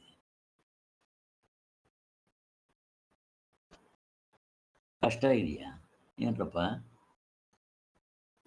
ಇಲ್ಲ, ನಾನು ಕೇಳದೆ ಪಾಪ ನಿಮ್ಗೆ ಅರ್ಥ ಆಗ್ತಾ ಇಲ್ಲ. ಪ್ರತ್ಯಕ್ಷನೇ ಸರ್. ಅವ್ರ ತಂದೆ ತಾಯಿ ಗೊತ್ತಿರುತ್ತಲ್ಲ ಸರ್, ಮಗ ಇವನು ಅಂತ. ಅದನ್ನ ಹಿಡ್ಕೊಳ್ರಿ. ಅವ್ರಿಗೆ ಗೊತ್ತಿಲ್ವೇನೋ, ಕಣ್ಣಿಂದ ನೋಡಿಲ್ವೇನೋ, ಹುಟ್ಟಿದ್ದವರ ಹಾ ಸರ್. ಹೆಂಡತಿಗೆ. ಅದಕ್ಕೆ ಹಾ ಸರ್. ಪ್ರತ್ಯಕ್ಷ ಪ್ರಮಾಣ, ಅದಕ್ಕೂ ಆಧಾರ ಇದೆ. ನಾನು ಅಷ್ಟೇ ಕೇಳ್ತಾರೆ. ಅಲ್ಲಿಗೆ ಮೂರಕ್ಕೂ ಪ್ರತ್ಯಕ್ಷ ಪ್ರಮಾಣವೇ ಆಧಾರ. ಈಗ ಅವರ ಅಪ್ಪ ಅಮ್ಮ ಕಣ್ಣಿಂದ ಕಂಡಿದ್ದಾರೆ. ಅವರಮ್ಮ ಪ್ರೆಗ್ನೆಂಟ್ ಆಗಿದ್ದು, ಅವ್ರ ತಂದೆ ತಾಯಿ ಮದುವೆ ಆಗಿದ್ದು, ಕೊನೆಗೆ ಅವ್ರ ತಾಯಿ ಪ್ರೆಗ್ನೆಂಟ್ ಆಗಿದ್ದು, ಗೊತ್ತಿಲ್ವೇನೋ ಅಪ್ಪ ಅಮ್ಮನಿಗಿಬ್ಬರಿಗೂ. ಡೆಲಿವರಿ ಆದಾಗ ಮಗು ಕಂಡಿದ್ದು, ಅವರಿಬ್ಬರಿಗೂ ಕಣ್ಣು ಪ್ರತ್ಯಕ್ಷ ಪ್ರಮಾಣದಿಂದ ತಾನೇ ಅವ್ರಿಗೆ ನನ್ನ ಮಗ ಅಂತ ಗೊತ್ತಿರೋದು ಅಂತ ಪ್ರಶ್ನೆ. ಕರೆಕ್ಟ್. ಅದಕ್ಕೂ ಪ್ರತ್ಯಕ್ಷ ಪ್ರಮಾಣವೇ ಆಧಾರ. ಅಷ್ಟೇ, ಎಕ್ಸ್ಪ್ಲೈನ್ ಮಾಡಕ್ ಬರ್ತಾ ಇಲ್ಲ ಅಷ್ಟೇ ನಿಮ್ಗೆ. ಇದು ಹೇಳ್ತಾ ಹೇಳ್ತಾ ಅಭ್ಯಾಸ ಆದ್ರೆ ಸ್ಪಷ್ಟವಾಗಿ ಮೂಡ್ತಾ ಬರುತ್ತೆ. ಹಾಗೆ ಅಲ್ಲಿ ಏನಾಯಿತು, 3 ಪ್ರಮಾಣಗಳು ಹೇಳಿದ್ರು, ಪ್ರತಿಯೊಂದಕ್ಕೂ ಪ್ರತ್ಯಕ್ಷ ಪ್ರಮಾಣವೇ. ಇನ್ 3 ನಾನು ಡೀಲ್ ಮಾಡಕ್ಕೆ ಹೋಗೋದಿಲ್ಲ. ಈ ಮಿಕ್ಕಿರೋ 3 ಯಾರಾದ್ರೂ ಹೆಸರುಗಳು ಹೇಳಕ್ ಬರುತ್ತಾ? ಇನ್ 3 ಯಾವುದು ಅಂತ? ಇರ್ಲಿ ಬಿಡ್ರಿ, ಅವೇನ್ ಬೇಡ. ಅವಕ್ಕೂ ಕೂಡ ಪ್ರತ್ಯಕ್ಷ ಪ್ರಮಾಣವೇ ಆಧಾರ. ಹೇಳ್ರಿ, ಯಾರಾದ್ರೂ ಹೇಳ್ರಿ. ಉಪಪತ್ತಿ, ಅನುಪಲಬ್ಧಿ, ಆಮೇಲೆ ಇನ್ನೊಂದು ಅರ್ಥಾಪತ್ತಿ. ಈ 3 ಒಟ್ಟು 6 ಪ್ರಮಾಣಗಳಿದೆ. ಅಲ್ಲಿ ನಮ್ಗೆ ಏನು ಬೇಕಾಗಿಲ್ಲ. ಸುಮ್ಮನೆ ಸದ್ಯಕ್ಕೆ ಇಷ್ಟು ತಿಳ್ಕೊಡ್ರೆ. ಅದಕ್ಕೆ ಸ್ವಾಮಿಗಳು ಈ 3 ತಿಳ್ಕೊಂಡ್ರೆ ಸಾಕು ಅಂತಾರೆ. 3 ತಿಳ್ಕೊಡ್ರೆ ಈ 3ಕ್ಕೂ ಕೂಡ ಇಷ್ಟು ಪ್ರತ್ಯಕ್ಷ ಪ್ರಮಾಣವೇ ಕಣ್ಣಿಂದ ಕಂಡಿರೋದು. ಅದಕ್ಕೆ ಹೇಳ್ತಾರೆ, ನಾವೆಷ್ಟೇ ಕೇಳೋದು ತಪ್ಪಾಗ್ಬೋದು. ಹಾಗೆ ಈಗ ಇಲ್ಲಿ ನಾನು ಮತ್ತೆ ನಂಬ್ಕೋಬೇಕೆಲ್ಲ. ಯಾವುದೋ ಈ ಪ್ರತ್ಯಕ್ಷ ಪ್ರಮಾಣ ಅಲ್ಲೂ ಅಷ್ಟೇ, ನಾನು ಹೋಗಿ ಪರೀಕ್ಷೆ ಮಾಡೋವರೆಗೂ ಗೊತ್ತಾಗಲ್ಲ. ಇವರೇ ನನ್ನ ತಂದೆ ತಾಯಿಗಳು ಅಂತ ಅನ್ನೋದು ಕೂಡ ನಾನು ಪರೀಕ್ಷೆ ಮಾಡೋವರೆಗೂ ಗೊತ್ತಾಗಲ್ಲ. ಅದು ಶಬ್ದ ಪ್ರಮಾಣ ಅಂದ್ರೆ ಶಬ್ದದ ಕಿವಿಯಿಂದ ಅವ್ರು ಹೇಳಿದ್ದನ್ನು ನಾನು ಕಿವಿಯಿಂದ ಕೇಳ್ಕೊಂಡು ನಂಬ್ಕೋಬೇಕು. ಅಥವಾ ಹಿರಿಯರ ಪ್ರಮಾಣ, ದೊಡ್ಡವರು ಹೇಳಿದ್ದು.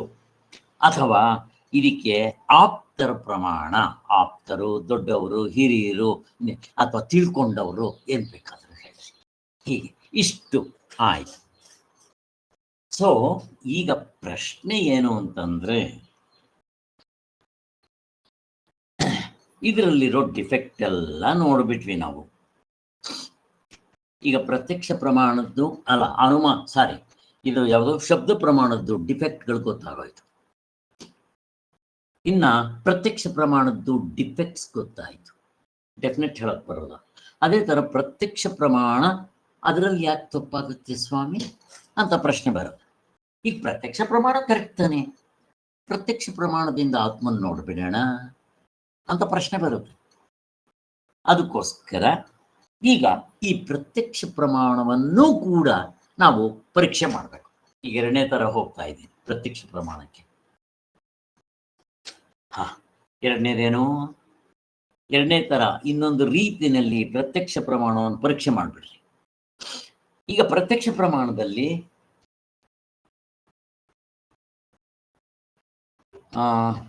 ಏನದು,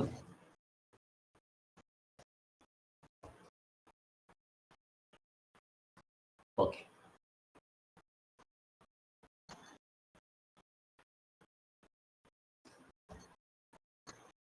ಈಗ ನನಗೆ ನೀವು ಯಾರಾದ್ರೂ ಒಂದು ಎಕ್ಸ್ಪ್ಲೈನ್ ಮಾಡಕ್ ಬರುತ್ತಾ?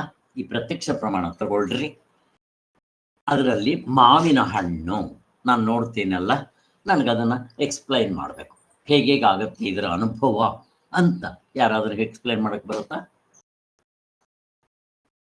ಮಾವಿನ ಹಣ್ಣು ನಾನು ನೋಡ್ತೀನಿ, ಏನೇನ್ ಮಾಡ್ತೀನಿ?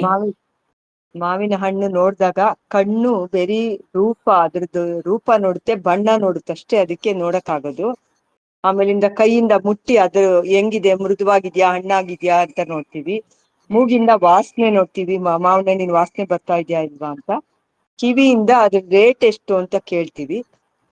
ಅದು ಚಿತ್ತದಲ್ಲಿ ನಮ್ಗೆ ಹಿಂದೆಗಡೆ ನಾವು ರುಚಿ ನೋಡಿರೋದು ಜ್ಞಾಪಕ ಇರ್ತೈತೆ, ಯಾವ ಮಾವಿನ ಹಣ್ಣು ಅಂತ ಡಿಸೈಡ್ ಮಾಡಿ ಬುದ್ಧಿ, ಚಿತ್ತ, ಅದ್ರ ಹಿಂದೆಗಡೆ ಮನಸ್ಸು ಎಲ್ಲ ಸೇರ್ಕೊಂಡು ಆ ಮಾವಿನ ಹಣ್ಣು ತಗೊಳ್ಳೋದಾ ಬೇಡವಾ ಅಂತ ನಿರ್ಧಾರ ಮಾಡಿ ರೇಟ್ ನೋಡಿ ಎಲ್ಲ ಮಾಡಿ ತಗೊಳ್ತೀವಿ ನಾವು ಅದನ್ನ. ಇಲ್ಲಿ ಇನ್ ಸ್ವಲ್ಪ ಬೆಳೆಸ್ಬೇಕು.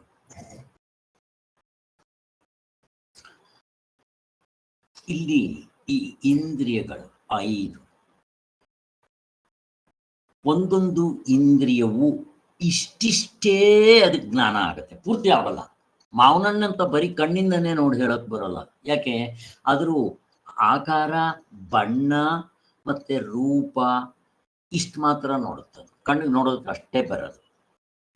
ಇನ್ನ ಕಿವಿ ಶಬ್ದ ಇದ್ರೆ ಕೇಳುತ್ತೆ, ಮಾವನಣ್ಣಲ್ಲಿ ಶಬ್ದ ಗಿಬ್ದ ಇಲ್ಲ. ಹಾಗೆ ಈ ತೆಂಗಿನ ಮರದಲ್ಲಿ ತೆಂಗಿನಕಾಯಿ ಬಿಟ್ಟಿರುತ್ತೆ, ಅದು ಗಿಟ್ಕಾಗಿದೆಯಾ ಇಲ್ವಾ ಅಂದ್ರೆ ನಾನು ಅಲ್ಲಾಡಿಸ್ ನೋಡ್ತೀನಿ. ಅಲ್ಲಾಡಿಸಿದಾಗ ಅದು ಟಕ ಟಕ ಟಕ ಟಕ ಅಲ್ಲಾಡುತ್ತೆ. ಓಹೋ, ಕೊಬ್ಬರಿ ಆ ಮೇಲ್ಗಡೆ ಇರೋ ಚಿಪ್ಗೆ ಬಿಡಿಸ್ಕೊಂಡು ಹೊರಗಡೆ ಬಂದ್ಬಿಟ್ಟಿದೆ, ಈಗ ಅದು ಗಿಟ್ಕಾಗಿದೆ, ನಾನು ಅದನ್ನು ಹೊಡೆದ್ರೆ ನನಗೆ ಗಿಟಕ್ ಸಿಗುತ್ತೆ ಅಂತ. ಒಂದೊಂದಕ್ಕೊಂದೊಂದು ಥರ. ಈ ಮಾವಿನ ಹಣ್ಣೆಲ್ಲ ಇಲ್ಲದೆ ಇರ್ಬೋದು. ಆಮೇಲೆ ನಾನು ಕೈಯಿಂದ ಮುಟ್ಟಿ ಅದು ಗಟ್ಟಿಗಿದೆಯಾ ಮೆತ್ತಗಿದೆಯಾ ಗೊತ್ತಾಗ್ಬಿಡುತ್ತೆ. ಎಲ್ಲ ಮೆತ್ತಗಾಗ್ಬಿಟ್ಟಿದೆ ಕಣೋ, ಬಿದ್ದು ಗಿದ್ದು ಒಂದಕ್ಕೊಂದು ತೆಗಿತೀನಿ, ಇದು ಬೇಡ ಅಂತ ತೆಗ್ದಾಕ್ತೀನಿ. ಆಮೇಲೆ ಮೂಗಿಂದ ವಾಸನೆ ನೋಡ್ತೀನಿ, ಬಾಯಿಯಿಂದ ರುಚಿ ನೋಡ್ತೀನಿ. ಅಲ್ಲಿಗೆ 5 ಇಂದ್ರಿಯಗಳು ಏನ್ ಮಾಡುತ್ತೀವೋ ಇಷ್ಟಿಷ್ಟೇ ಅದರ ಅನುಭವ ಆಗುತ್ತೆ. ಈಗ ನೋಡ್ರಿ, ಕಣ್ಣು ಅದರ ರುಚಿ ನೋಡೋಕ್ ಬರೋಲ್ಲ, ಕಿವಿ ಅದರ ಆಕಾರ ನೋಡೋಕ್ ಬರೋಲ್ಲ. ಅಷ್ಟೆಲ್ಲ ಯಾತಕ್ಕೆ? ಕಣ್ಣನ್ನೇ ನೋಡ್ಕೊಳ್ಳೋಕ್ ಬರೋಲ್ಲ. ಅರ್ಥ ಆಯ್ತಾ? ಹೆಂಗಿದೆ ನೋಡ್ರಿ. ಅಂದ್ರೆ ಅದರ ಲಿಮಿಟೇಷನ್ ಎಷ್ಟಿದೆ. ಈ ಕಣ್ಣಲ್ಲಿ ನನಗೆ ಏನೋ ಧೂಳು ಬಿತ್ತು, ಕಣ್ಣು ಅಲ್ವಾ, ಪ್ರಪಂಚನೇ ನೋಡುತ್ತೆ.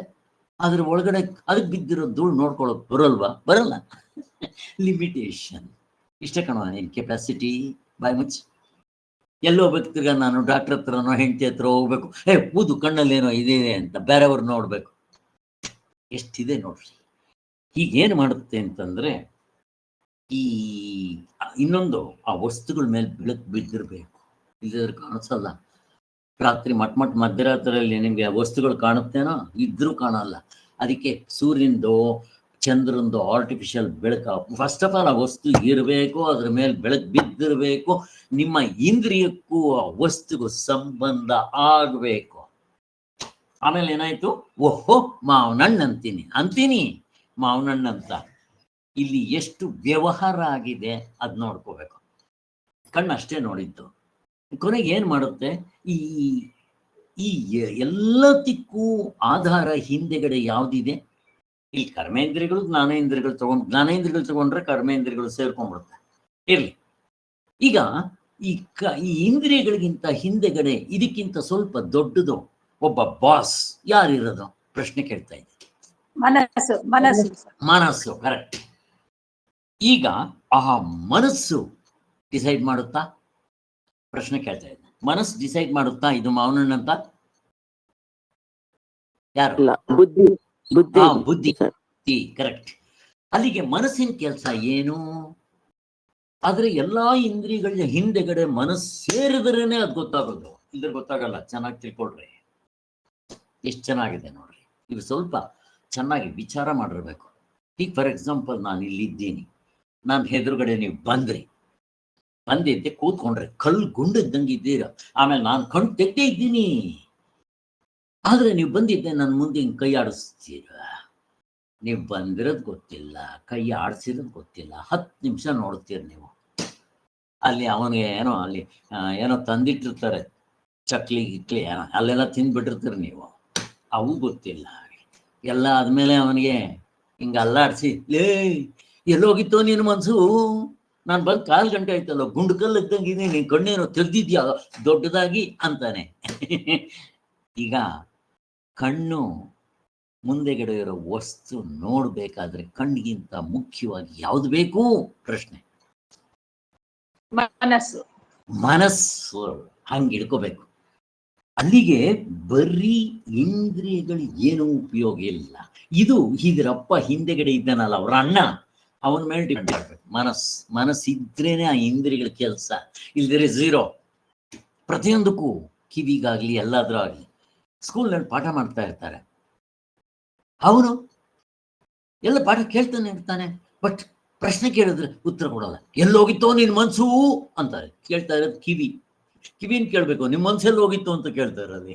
ಹೆಂಗಿದೆ ನೋಡ್ರಿ ಅಲ್ವಾ? ಅಲ್ಲಿಗೆ ಪ್ರತಿಯೊಂದು ಇಂದ್ರಿಯಕ್ಕೂ ಹಿಂದೆಗಡೆ ಮನಸ್ಸು ಅಣ್ಣ ಅವನು. ಅಲ್ಲಿಗೆ ಇಂದ್ರಿಯಗಳ ಜೊತೆ ಮನಸ್ಸು ಸೇರಿದ್ರೇನೆ ಆ ವಸ್ತು ಜ್ಞಾನ ಆಗುತ್ತೆ.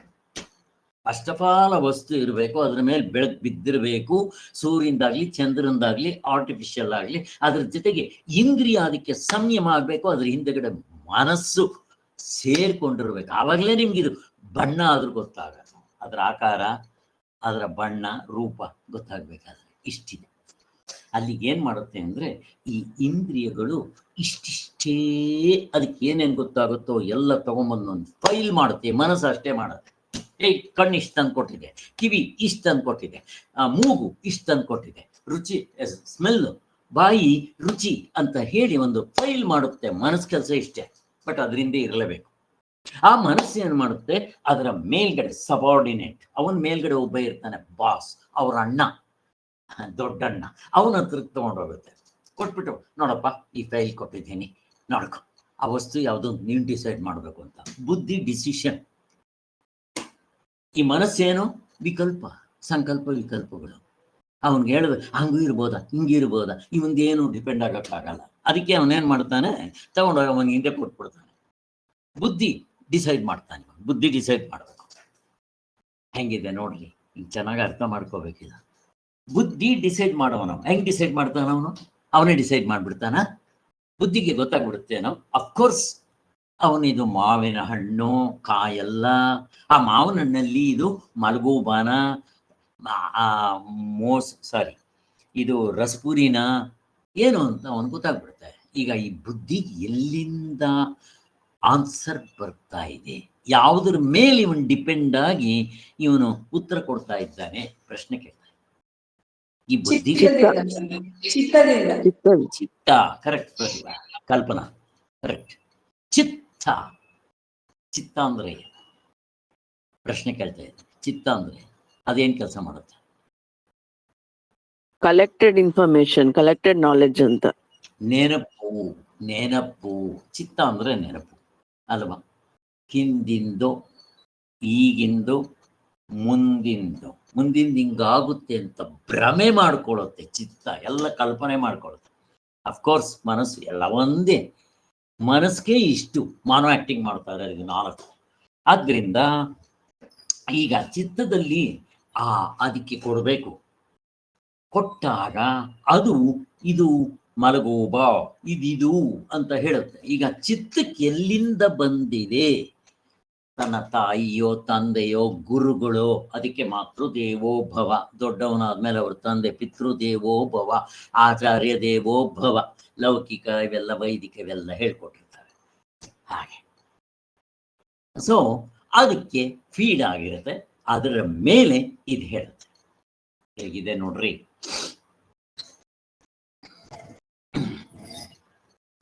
ಸೊ ಇವರು ಕೇಳಿದ್ದಿರಲ್ಲ, ಲಿಂಗಾಯತಿರಲ್ಲ, ಅವರೊಬ್ರು ಇದ್ರು. ಅವ್ರ ಹೆಸರೇನಪ್ಪ, ತುಂಬಾ ಫೇಮಸ್, ತುಂಬಾ ಪ್ರವಚನ ಕೇಳಕ್ ಬರ್ತಾ ಇದ್ರು ಅವ್ರದ್ದು.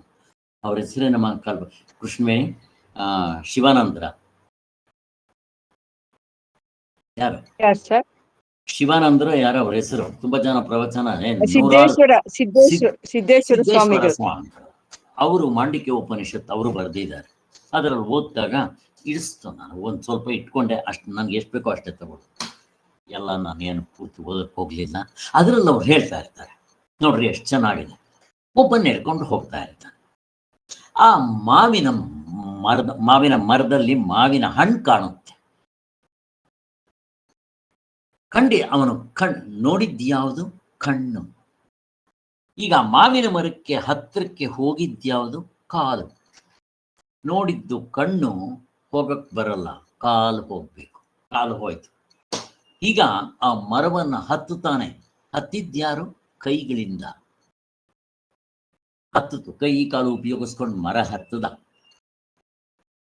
ಆ ಹತ್ತದವನು ಕೊನೆಗೆ ಏನ್ ಮಾಡ್ತಾನೆ, ಕೈಯಿಂದ ಆ ಹಣ್ಣನ್ನ ಕೀಳ್ತಾನೆ. ಕಿತ್ತಾದ ಮೇಲೆ ಅದನ್ನ ಬಾಯಿನಲ್ಲಿ ತಿಂತಾನೆ. ಅದಕ್ಕೆ ಅವ್ರು ಹೇಳ್ತಾರೆ, ಯಾವನು ಕಂಡನೋ ಅವನು ಹೋಗೋವನಲ್ಲ, ಹೋಗಕ್ ಬರೋಲ್ಲ. ಯಾವನು ಹೋದ್ನೋ ಅವನು ಹತ್ತಕ್ ಬರೋಲ್ಲ. ಕೈ ಕಾಲ ಎರಡೂ ಉಪಯೋಗಿಸ್ಕೊಂಡು ಹತ್ತಬೇಕು. ಆಮೇಲೆ ಯಾರು ಅದನ್ನ ಕಿತ್ತಿದ್ಯಾರು ಕೈ, ಬಟ್ ಅದನ್ನ ರುಚಿ ನೋಡಿದ್ಯಾರು ನಾಲ್ಗೆ. ಕಿತ್ತದವನು ತಿನ್ನಕ್ ಬರೋಲ್ಲ. ಹೆಂಗಿರೋದು ಹಾಗೆ. ಅಂದ್ರೆ ಇವೆಲ್ಲ ಸೇರ್ಕೊಂಡು ನಮ್ಗೆ ಒಟ್ಟಿಗೆ ಆಗ್ತಾ ಇರುತ್ತೆ. ಮಾವನ ಕಿತ್ತವನು ತಿನ್ನಕ್ ಬರೋಲ್ಲ, ನೋಡ್ದವನು ಹತ್ತಕ್ ಬರೋಲ್ಲ, ಹತ್ತದವನು ಕೀಳಕ್ ಬರೋಲ್ಲ, ಕಿತ್ತವನು ತಿನ್ನಕ್ ಬರೋಲ್ಲ. ಕೊನೆಗೆ ಅವನು ಇಳಿತಾನೆ. ಇಳಿದಾದ್ಮೇಲೆ ಆ ಸಾಬಿ ಇರ್ತಾನಲ್ಲ, ನೋಡಿದ್ದೆ, ಏ ಕಿಸ್ಕೊ ಪೂಛ ಅಂತ ಹೇಳಿ ಕಪಾಳ ಪಟ್ ಅಂತ ಹೊಡಿತಾನೆ. ತಿಂದವನು ಒದೆ ತಿನ್ನಲ್ಲ. ತಿಂದಿದ್ ನಾಲ್ಗೆ ರುಚಿ ನೋಡಿದ್ದು, ಒದೆ ತಿಂದಿದ್ಯಾವುದು ಕಪಾಳ ಅಥವಾ ಮೈ. ಇದನ್ನು ಹೇಳ್ತಾರೆ. ಎಷ್ಟು ಚೆನ್ನಾಗಿದೆ ನೋಡ್ರಿ. ಹಾಗೆ ನಮ್ಮಲ್ಲಿ ಇವಿಷ್ಟು ಸೇರಿದ್ದೆ ಈ ಶರೀರದಲ್ಲಿ ಎಲ್ಲ ತರಾವರಿ.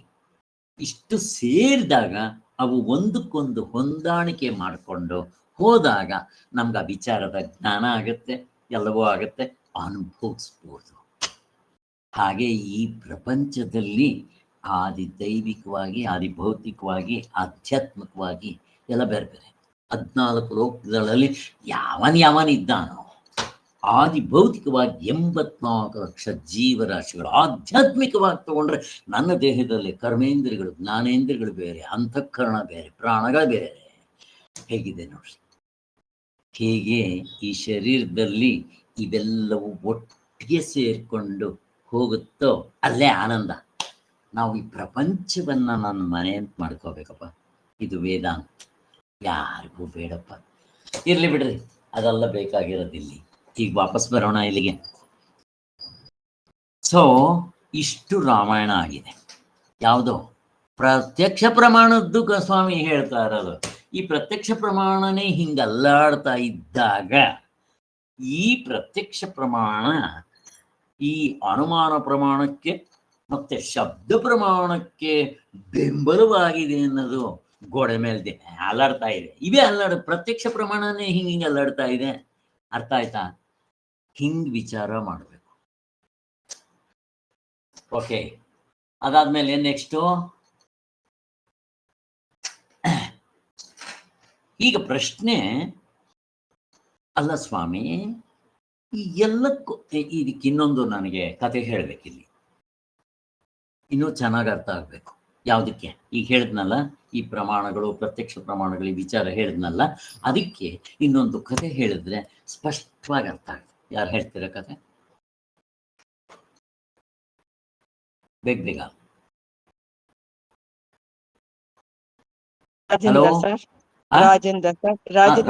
ರಾಜೇಂದ್ರ ಅದಕ್ಕೆ ತಾನೇ ಹೊಂದೋದು. ಇದಕ್ಕೆ ಹೇಳ್ರಿ. ರಾಜ ಇರ್ತಾನೆ. ಅವನು ಪ್ರಜೆಗಳೆಲ್ಲ ಹೆಂಗಿದ್ದಾರೆ ಅಂತ ನೋಡ್ಕೊಂಡ್ ಬರೋದಿಕ್ಕೆ ಮಂತ್ರಿಗೆ ಹೇಳ್ತಾನೆ. ಮಂತ್ರಿ ಅವನು ಕೇಳಿಸ್ಕೊಂಡು ಅವನು ಇನ್ನೊಬ್ಬ ಸೇನಾಧಿಪತಿಗೆ ಹೇಳ್ತಾನೆ. ಸೇನಾಧಿಪತಿ ಅವನು ಇನ್ನೊಬ್ಬ ಅಲ್ಲಿ ಊರಿನ ಮುಖ್ಯಸ್ಥ ಇರ್ತಾರಲ್ಲ ಸರ್, ಶಾನ್ ಬೋಗ್ರು ಆತರ ಅವ್ರಿಗೆ ಹೇಳ್ತಾನೆ. ಅವರು ಹೋಗಿ ಪ್ರಜೆಗಳ ಹತ್ರ ನೇರವಾದ ಸಂಪರ್ಕ ಇರೋರು ಅವ್ರೊಬ್ಬರಿಗೆ ಅವರು ಸೇನಾಧಿಪತಿಗೆ ಹೇಳ್ತಾರೆ. ಸೇನಾಧಿಪತಿ ಮಂತ್ರಿಗೆ ಹೇಳ್ತಾನೆ. ಮಂತ್ರಿ ರಾಜನ್ಗೆ ಹೇಳ್ತಾನೆ. ರಾಜ ಎಲ್ಲೂ ಹೊರಗಡೆ ಹೋಗೇ ಇಲ್ಲ. ಅವನು ಬರೀ ಇಲ್ಲಿ ಈ ಮೂಲಕ ತಿಳ್ಕೊಂಡಿದ್ದಾನೆ ಅಷ್ಟೇ ವಿಷಯನ. ಇದು ಪ್ರತ್ಯಕ್ಷವಾಗಿ ನೋಡೇ ಇಲ್ಲ ಅವನು ರಾಜ. ಅಂದ್ರೆ ಆತ್ಮನು ಎಲ್ಲೂ ಹೋಗೋದು ಇಲ್ಲ, ಬರೋದು ಇಲ್ಲ. ಈ ಇಂದ್ರಿಯಗಳ ಮೂಲಕ ಇಷ್ಟಿಷ್ಟು ಜ್ಞಾನ ಪಡ್ಕೊಂತಾ ಇದ್ದಾನೆ ಈ ಪ್ರಮಾತೃ ಅಂತ. ಆತ್ಮನವರೆಗೂ ಹೋಗ್ಬೇಡ್ರಿ, ಪ್ರಮಾತೃವನ್ನೇ ಇಟ್ಕೊಳ್ರಿ ಸರ್. ಜೀವಪ್ಪನವರೆಗೂನೇ ಇಟ್ಕೊಳ್ರಿ. ಆತ್ಮ ಯಾಕೆ ತಗೊಂಡ್ಬರ್ತೀರಿ? ಆದ್ರಿಂದ ಈ ಕಥೆಯಿಂದ ನಮ್ಗೆ ಏನ್ ಅರ್ಥ ಆಗುತ್ತೆ ಅಂದ್ರೆ, ರಾಜ ಮಂತ್ರಿ ಕೂಡ ಡೈರೆಕ್ಟ್ ಆಗ ಪ್ರಜೆಗಳ ಕಾಂಟ್ಯಾಕ್ಟ್ ಇಲ್ಲ. ಮಂತ್ರಿಗೆ ಇಲ್ದಿದ್ರೆ ಹಾಳಾಗೋಗ್ಲಿ, ಅವನ ಸಬಾರ್ಡಿನೇಟ್ ಆಗಿರೋ ಸೇನಾಪತಿ ಹೋಗ್ತಾನ, ಅವನು ಹೋಗುತ್ತಿಲ್ಲ. ಮತ್ತೆ ಅವನು ಹೋಗಿದ್ದೆ ಆ ಊರಿನ ದೊಡ್ಡಸ್ಗೆ ಇರ್ತಾನಲ್ಲ, ಅವನು ಯಾರೋ ಒಬ್ಬ ಇರ್ತಾನಲ್ವ, ಅವನಿಗೇನಂತಾರೆ, ಅವನಿಗೆ ಶಾನ್ ಬೋಗ್ರು ಯಾವನ, ಅವನ್ ಕೇಳ್ತಾನೆ, ಹೆಂಗಿದಾರ ನಿಮ್ ಪ್ರಜೆಗಳೆಲ್ಲ? ಚೆನ್ನಾಗಿದೆ ಸ್ವಾಮಿ. ಈಗ ಇವ್ರು ಮೂವರು ನೋಡಿಲ್ಲ, ನೋಡಿದ್ಯಾರು? ಆ ಶಾನ್ ಭೋಗ ರಾಜನ್ ಕಂಡಿಲ್ಲ, ಇವ್ರು ಯಾರನ್ನು ಡೈರೆಕ್ಟ್ ಕಂಡಿಲ್ಲ. ಅವನು ಏನು ಹೇಳ್ತಾನೋ ಇವನು ತಿಳ್ಕೊಂಡು ಇವನು ಮಂತ್ರಿಗೆ ಹೇಳಿ, ಮಂತ್ರಿ ರಾಜನ್ಗೆ ಹೇಳ್ಬೇಕು. ಒಬ್ರಿಂದ ಒಬ್ರಿಗೆ ಹೋದ್ರೆ ಏನು ಹೆಚ್ಚು ಕಡಿಮೆ ಆಗುತ್ತೆ ಅಂತ ಗೊತ್ತಾ ನಿಮ್ಗೆ? ಪ್ರಶ್ನೆ ಗೊತ್ತಾ ನಿಮ್ಗೆ? ಒಂದ್ಸರಿ ಇದು ಎಕ್ಸ್ಪೆರಿಮೆಂಟ್ ಮಾಡಿದ್ರು. ಪ್ರತ್ಯಕ್ಷ ಪ್ರಮಾಣದ ರಾಮಾಯಣ ಎಷ್ಟಾಗತ್ತೆ ಅಂತ. ಈ ಒಂದ್ಸರಿ ಈ ಒಬ್ರಿಂದ ಒಬ್ರು 10 ಜನ ನಿಲ್ಸ್ಬಿಟ್ಟು ಈ ಮುಂದೆಗಡೆ ಲೀಡರ್ ಇರ್ತಾನೆ. ಲೀಡರ್ ಏನ್ ಮಾಡ್ತಾನೆ ಅಂತಂದ್ರೆ, ಅವನ ಮುಂದೆ 10 ಜನ ಒಬ್ರಿಂದ ಒಬ್ರು ನಿಲ್ಲಿಸ್ತಾರೆ. ಕಿವಿನಲ್ಲಿ ಒಂದು ವಿಚಾರ ಹೇಳ್ತಾನೆ, ಅದು ಅವನಿಗೆ ಮಾತ್ರ ಕೇಳ್ಸದ, ಅವನ ಹಿಂದೆ ಇರೋವನ್ ಕೇಳ್ಸಲ್ಲ, ಅವನು ಸ್ವಲ್ಪ ದೂರ ನಿಂತಿರ್ತಾನೆ. ಈಗ ಮೊದಲನೇ ಅವನಿಗೆ ಆ ಲೀಡರ್ ಏನೋ ಹೇಳ್ತಾನೆ, ಅದನ್ನ ಮೊದಲನೇ ಅವನು ಎರಡನೇ ಅವನಿಗೆ ಹೇಳ್ತಾನೆ, ಎರಡನೇ ಅವನು ಮೂರನೇ ಅವನಿಗೆ, ಹಿಂಗೆ 10ನವನವರೆಗೂ ಬರುತ್ತೆ. ನೀವು ಆ ಕೊನೆಗೆ ಆ ಲೀಡರ್ ಬಂದಿದ್ದೆ 10ನೇವನ್ನ ಕರೆಸಿ ಕೇಳ್ತಾರೆ, ಯದ್ವಾತತ್ವ ಆಗ್ಬಿಟ್ಟಿರ್ತಾನೆ. ಇವನು ಹೇಳಿದ್ದೇ ಬೇರೆ, ಅವನು ಹೇಳೋದೇ ಬೇರೆ. ಅಂದ್ರೆ ಒಬ್ಬರ ಬಾಯಿಂದ ಒಬ್ಬರಿಗೆ ಹೋದ್ರೆ ಎಷ್ಟು ಯದ್ವಾತತ್ವ ಆಗುತ್ತೆ. ಪಾಪ ಅವ್ರದ್ದೇನು ತಪ್ಪಿರಲ್ಲ, ಅವ್ರಿಗೆ ಹೇಳಕ್ ಬರದೇ ಇರ್ಬೋದು, ಅರ್ಥ ಮಾಡ್ಕೊಂಡ್ರೆ ತಪ್ಪಿರ್ಬೋದು, ಹಿಂಗೆಲ್ಲ ಆಗ್ತಾ ಇರುತ್ತೆ ಅಂತ ಹೇಳ್ತಾರೆ. ಇಷ್ಟ ಅರ್ಥ ಆಗಿದ್ರೆ ಸಾಕು. ಅಂಥದ್ದು ಈಗ ಇಲ್ಲಿ ಅವನ ಕಿವಿಯಿಂದ ಕೇಳಿದ್ದೇ ತಪ್ಪಾಗ್ಬೇಕಾದ್ರೆ, ಇವನು ನೋಡೇ ಇಲ್ಲ, ಇಲ್ಲಿ ಕಿವಿಗೂ ಬಿದ್ದಿಲ್ಲ, ನೋಡೂ ಇಲ್ಲ. ರಾಜ ಹೊರಗಡೆ ಹೋಗಿಲ್ಲ, ಮಂತ್ರಿ ಹೋಗಿಲ್ಲ, ಸೇನಾಪತಿ ಹೋಗಿಲ್ಲ. ಇವರು 3 ಜನದ್ದು ಒಬ್ರದೊಬ್ರು ತಿಳ್ಕೊಂಡು ಇನ್ನೆಷ್ಟು ಕರೆಕ್ಟ್ ಆಗಿರುತ್ತೆ ಸ್ವಾಮಿ. ಪ್ರತ್ಯಕ್ಷ ಪ್ರಮಾಣದ ಹೀಗಿದೆ. ಈ ಇಂದ್ರಿಯಗಳು ಇಷ್ಟಿಷ್ಟೇ ತಂದುಕೊಟ್ಟು ಮನಸ್ಸಿಗೆ ಬರುತ್ತೆ, ಮನಸ್ಸು ಹೋಗಿಲ್ಲ, ಮನಸ್ಸನ್ನು ನೋಡಿಲ್ಲ. ಇಂದ್ರಿಯಗಳು ಮಾತ್ರ ಹೊರಗಡೆ ಹೋಗುವ ವಸ್ತುಗಳು ನೋಡಬಾರ್ದು, ಮನಸ್ಸು ಕಂಡೇ ಇಲ್ಲ. ಇನ್ನು ಮನಸ್ಸಿಗಿಂತ ಹಿಂದೆ ಇರೋ ಬುದ್ಧಿ ಕಂಡಿದೆಯಾ? ಅವನು ಕಂಡಿಲ್ಲ. ಅವನಿಗಿಂತ ಹಿಂದೆ ಇರೋ ಈ ಚಿತ್ತ ಅವನು ಕಂಡಿಲ್ಲ. ಅಲ್ಲಿಗೆ ಈ ಚಿತ್ತ, ಮನಸ್ಸು, ಬುದ್ಧಿ, ಮನಸ್ಸು, ಇವಿಷ್ಟಕ್ಕೂ ಯಾವ್ದು ಕಂಪೇರ್ ಮಾಡ್ತಾ ಇದ್ದಾರೆ ಅಂತ ರಾಜ ಅಂತ ಅವನು ಆ ಜೀವಪ್ಪ ಇದ್ದಂಗೆ. ಇನ್ನು ಮಿಕ್ದವರು ಇವರೆಲ್ಲ ಯಾರು? ಚಿತ್ತ, ಬುದ್ಧಿ, ಮನಸ್ಸು, ಇವರು ಮೂವರು. ಮಂತ್ರಿ, ಸೇನಾಪತಿ, ಹೀಗೆ.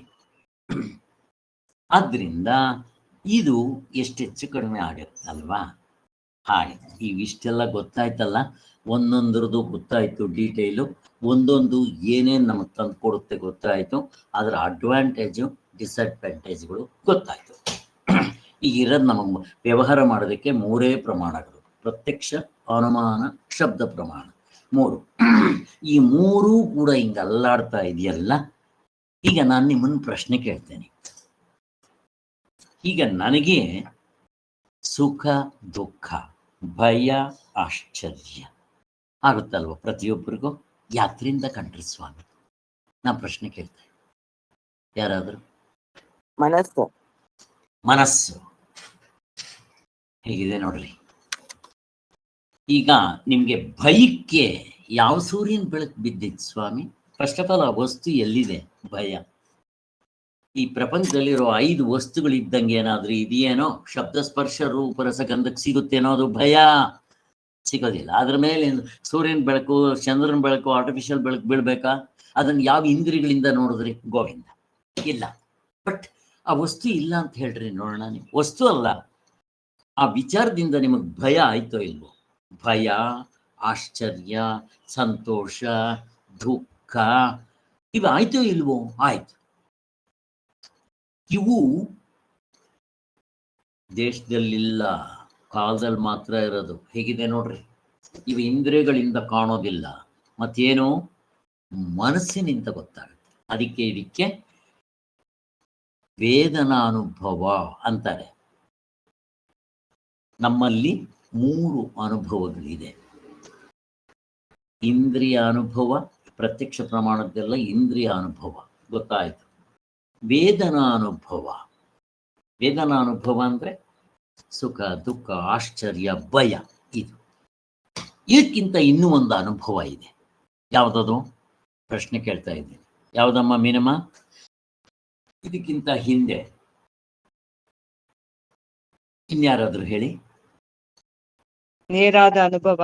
ನೇರಾದ ಅನುಭವ ಅದಿದೆ ನೋಡಿ. ಅದನ್ನು ಯಾರಾದ್ರೂ ಕೊಡ್ಬೇಕಾ? ಇಲ್ಲ, ಸ್ವತಃ ಇದೆ. ಆದರೆ ಶಾಸ್ತ್ರ ತೋರಿಸೋವರೆಗೂ ನಮ್ಗೆ ಗೊತ್ತಾಗಲ್ಲ ಅಷ್ಟೇ. ಅದಕ್ಕೆ ಶಾಸ್ತ್ರ ಯೋನಿತ್ವಾತ್, ಶಾಸ್ತ್ರವೇ ತಿಳಿಸ್ಕೊಡ್ಬೇಕು.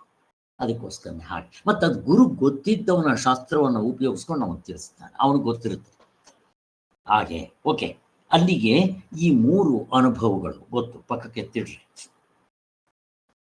ಈಗ ನೆಕ್ಸ್ಟ್ ನನ್ನ ಪ್ರಶ್ನೆ, ಈಗ ನಮಗೆ ಸ್ವರ್ಗ, ನರಕ, ಪಾಪ, ಪುಣ್ಯ, ಮತ್ತೆ ಧರ್ಮ, ಅಧರ್ಮ, ಮತ್ತೆ ಕರ್ಮ ಥಿಯರಿ, ಸಂಚಿತ ಕರ್ಮ, ಆಗಾಮಿ ಕರ್ಮ, ಪ್ರಾರಬ್ಧ ಕರ್ಮ, ಇವುಗಳಿದೆಯಲ್ಲ,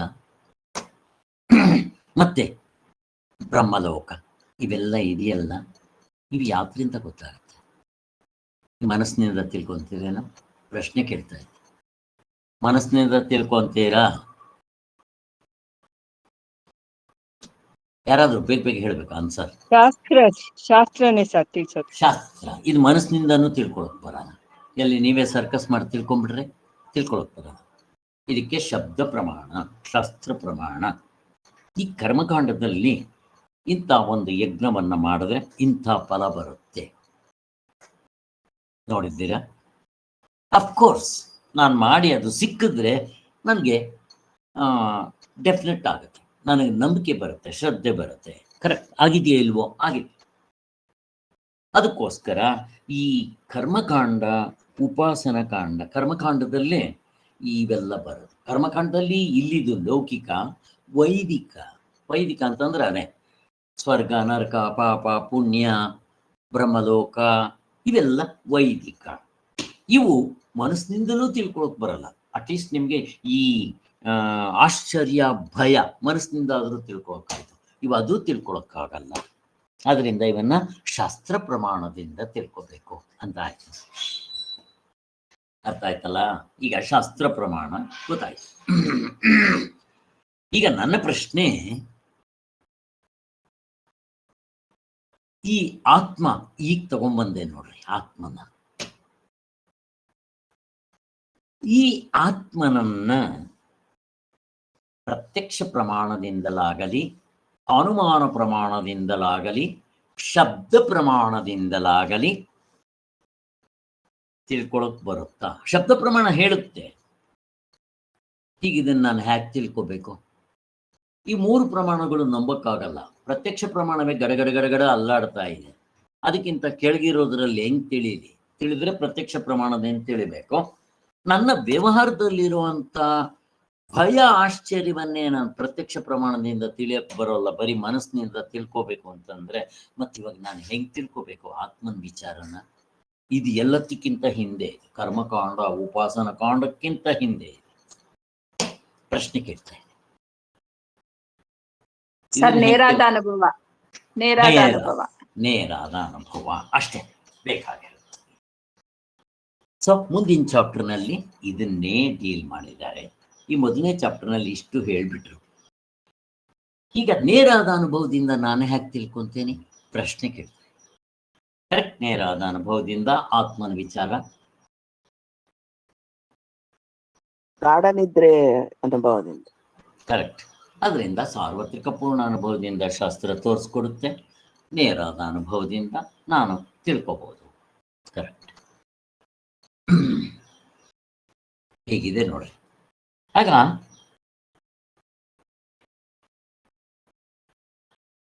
ಈಗ ನನಗೆ 1 ಗಂಟೆ ನಿಮ್ಮನ್ನು ಕುಂಡ್ರಿಸ್ಕೊಂಡು ನಾನು ಅವಸ್ಥಾತ್ರಯ ವಿಚಾರ ಹೇಳ್ಬಿಟ್ಟೆ. ನೀವು ಆತ್ಮನ್ ಗುರುತಿಸ್ಬಿಟ್ರಿ ಅಲ್ವಾ? ಜನಕ ಮಹಾರಾಜಂದು, ಭಿಕ್ಷುಕಂದು ಕತೆಗೀತೆ ಎಲ್ಲ ಹೇಳಿ ತಿಳ್ಕೊಂಡ್ಬಿಟ್ರಿ. ಮುಕ್ತರಾಗ್ಬಿಟ್ರ? ಪ್ರಶ್ನೆ ಕೇಳ್ತಾರೆ, ಮುಕ್ತರಾದ್ರ? ಇಲ್ಲ ಸರ್. ಇಲ್ಲ. ಯಾಕೆ? ಯಾರಾಗ್ತಾರೆ ಮತ್ತೆ? ಶ್ರವಣದಿಂದ ಮೋಕ್ಷ ಅಂತ ಹೇಳ್ಬಿಟ್ಟಿದ್ದೀರಾ? ಆಗ್ಬೇಕಾಗಿತ್ತಲ್ಲ, ಯಾಕಾಗ್ಲಿಲ್ಲ? ಬೇಗ ಬೇಗ ಯಾರಾದ್ರೂ ಆನ್ಸರ್ ಮಾಡಿ. ಸಾಧನೆಗಳ ಕೊರತೆ ಸರ್. ಸಂಸ್ಕಾರ ಹೊಂದಬೇಕು. ಅಂತಃಕರಣ ಎಲ್ಲ, ಮನಸ್ಸು ಎಲ್ಲ ಮುಸುರೆ ತೊಳೆಯಬೇಕು, ಮನಸ್ಸಿನ ಮುಸುರೆ ತೊಳೆಯಬೇಕು. ಸರಿ, ಉತ್ತಮ ಅಧಿಕಾರಿ ಅಂತವನ್ ಇಲ್ಲ ಅಂತಲ್ಲ. ಉತ್ತಮಾಧಿಕಾರಿ ಆಗ್ಬೇಕು, ಅಂತಃಕರಣ ಶುದ್ಧಿ ಇರ್ಬೇಕು. ಅಂಥವ್ನು ತಿಳ್ಕೊಂಡ್ಬಿಡ್ತಾನೆ ಶ್ರವಣದಿಂದಲೇ, ಅದು ಬೇರೆ. ಹಾಗೆ ಆದ್ರೆ ನಮಗೆ ಆಗ್ಲಿಲ್ಲ. ಆದ್ರಿಂದ ಅದರಲ್ಲಿ ಹಾಗಾದ್ರೆ ನನಗೆ ಗಾಢನಿದ್ರೆಲ್ಲ ಆತ್ಮನ್ ಗುರುತಿಸ್ಬಿಟ್ಟೆ, ಗೊತ್ತಾಗೋಯ್ತು ನನ್ನ ನಿಜ ಸ್ವರೂಪ ಅದೇ ಅಂತ ಸ್ಪಷ್ಟತೆ ಬಂದ್ಬಿಡ್ತು, ನೋ ಡೌಟ್. ಇದು ಎಂಥ ಜ್ಞಾನ, ಎಂಥ ಜ್ಞಾನ ಇದು! ಇದು ಜ್ಞಾನವೇ. ಇದು ಬರೀ ಏನಂತ ಹೇಳ್ಬೋದು ನಾನು ಇದನ್ನ?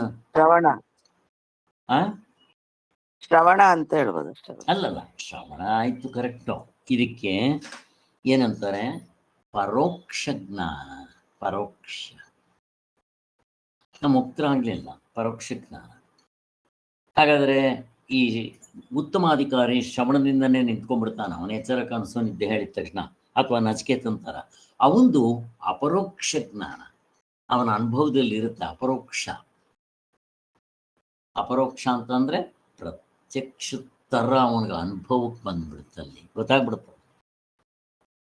ಹಾಗೆ ಈಗ ನನಗಿದು ಮೊಬೈಲ್ ಅಂತ ಹೇಳಿದ ತಕ್ಷಣ ಇದು ಪರೋಕ್ಷ ಜ್ಞಾನ. ನನಗೆ ಇಷ್ಟು ಸ್ಪಷ್ಟವಾಗಿ ಎದುರುಗಡೆ ಗುಂಡ್ಕಲ್ಲಿ ಇದ್ದಂಗಿದ್ದೀಯಾ, ಮೊಬೈಲ್ ಇದೆ ಅಂತ ಹೇಳಿದ ತಕ್ಷಣ ಅದು ಪರೋಕ್ಷ.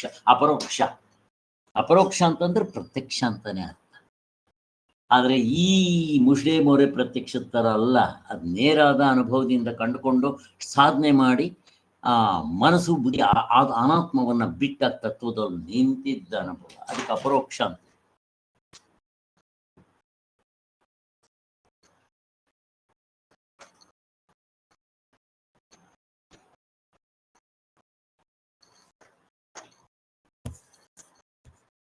ಯಾರಾದ್ರೂ ಏನಾದ್ರೂ ಮಾತಾಡ್ತಾ ಇರಿ ಸ್ವಲ್ಪ.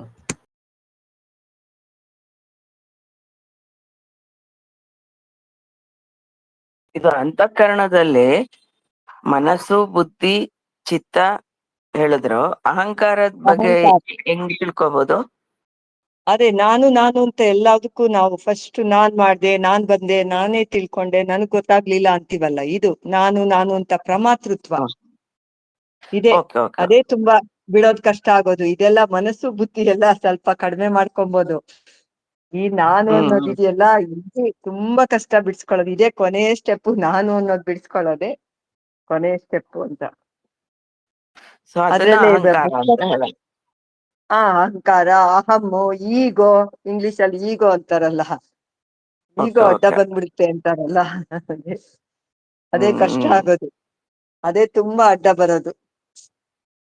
ಕರ್ಮಯೋಗ ಅಂತ ಮಾಡ್ತಾ ಇರ್ತೀವಿ ಮನ್ಸಲ್ಲಿ, ಆದ್ರೆ ಯಾವಾಗೋ ನಾನ್ ಮಾಡ್ದೆ ಅಂತ ಬಂದ್ಬಿಡುತ್ತೆ, ಎಷ್ಟು ಸುಲಭವಾಗಿ ಮೇಲೆ ಎತ್ಕೊಂಡ್ ಬಂದ್ಬಿಡುತ್ತೆ. ಹರಿ ಓಂ, ಹರಿ ಓಂ, ಜೈ ಶ್ರೀರಾಮ್.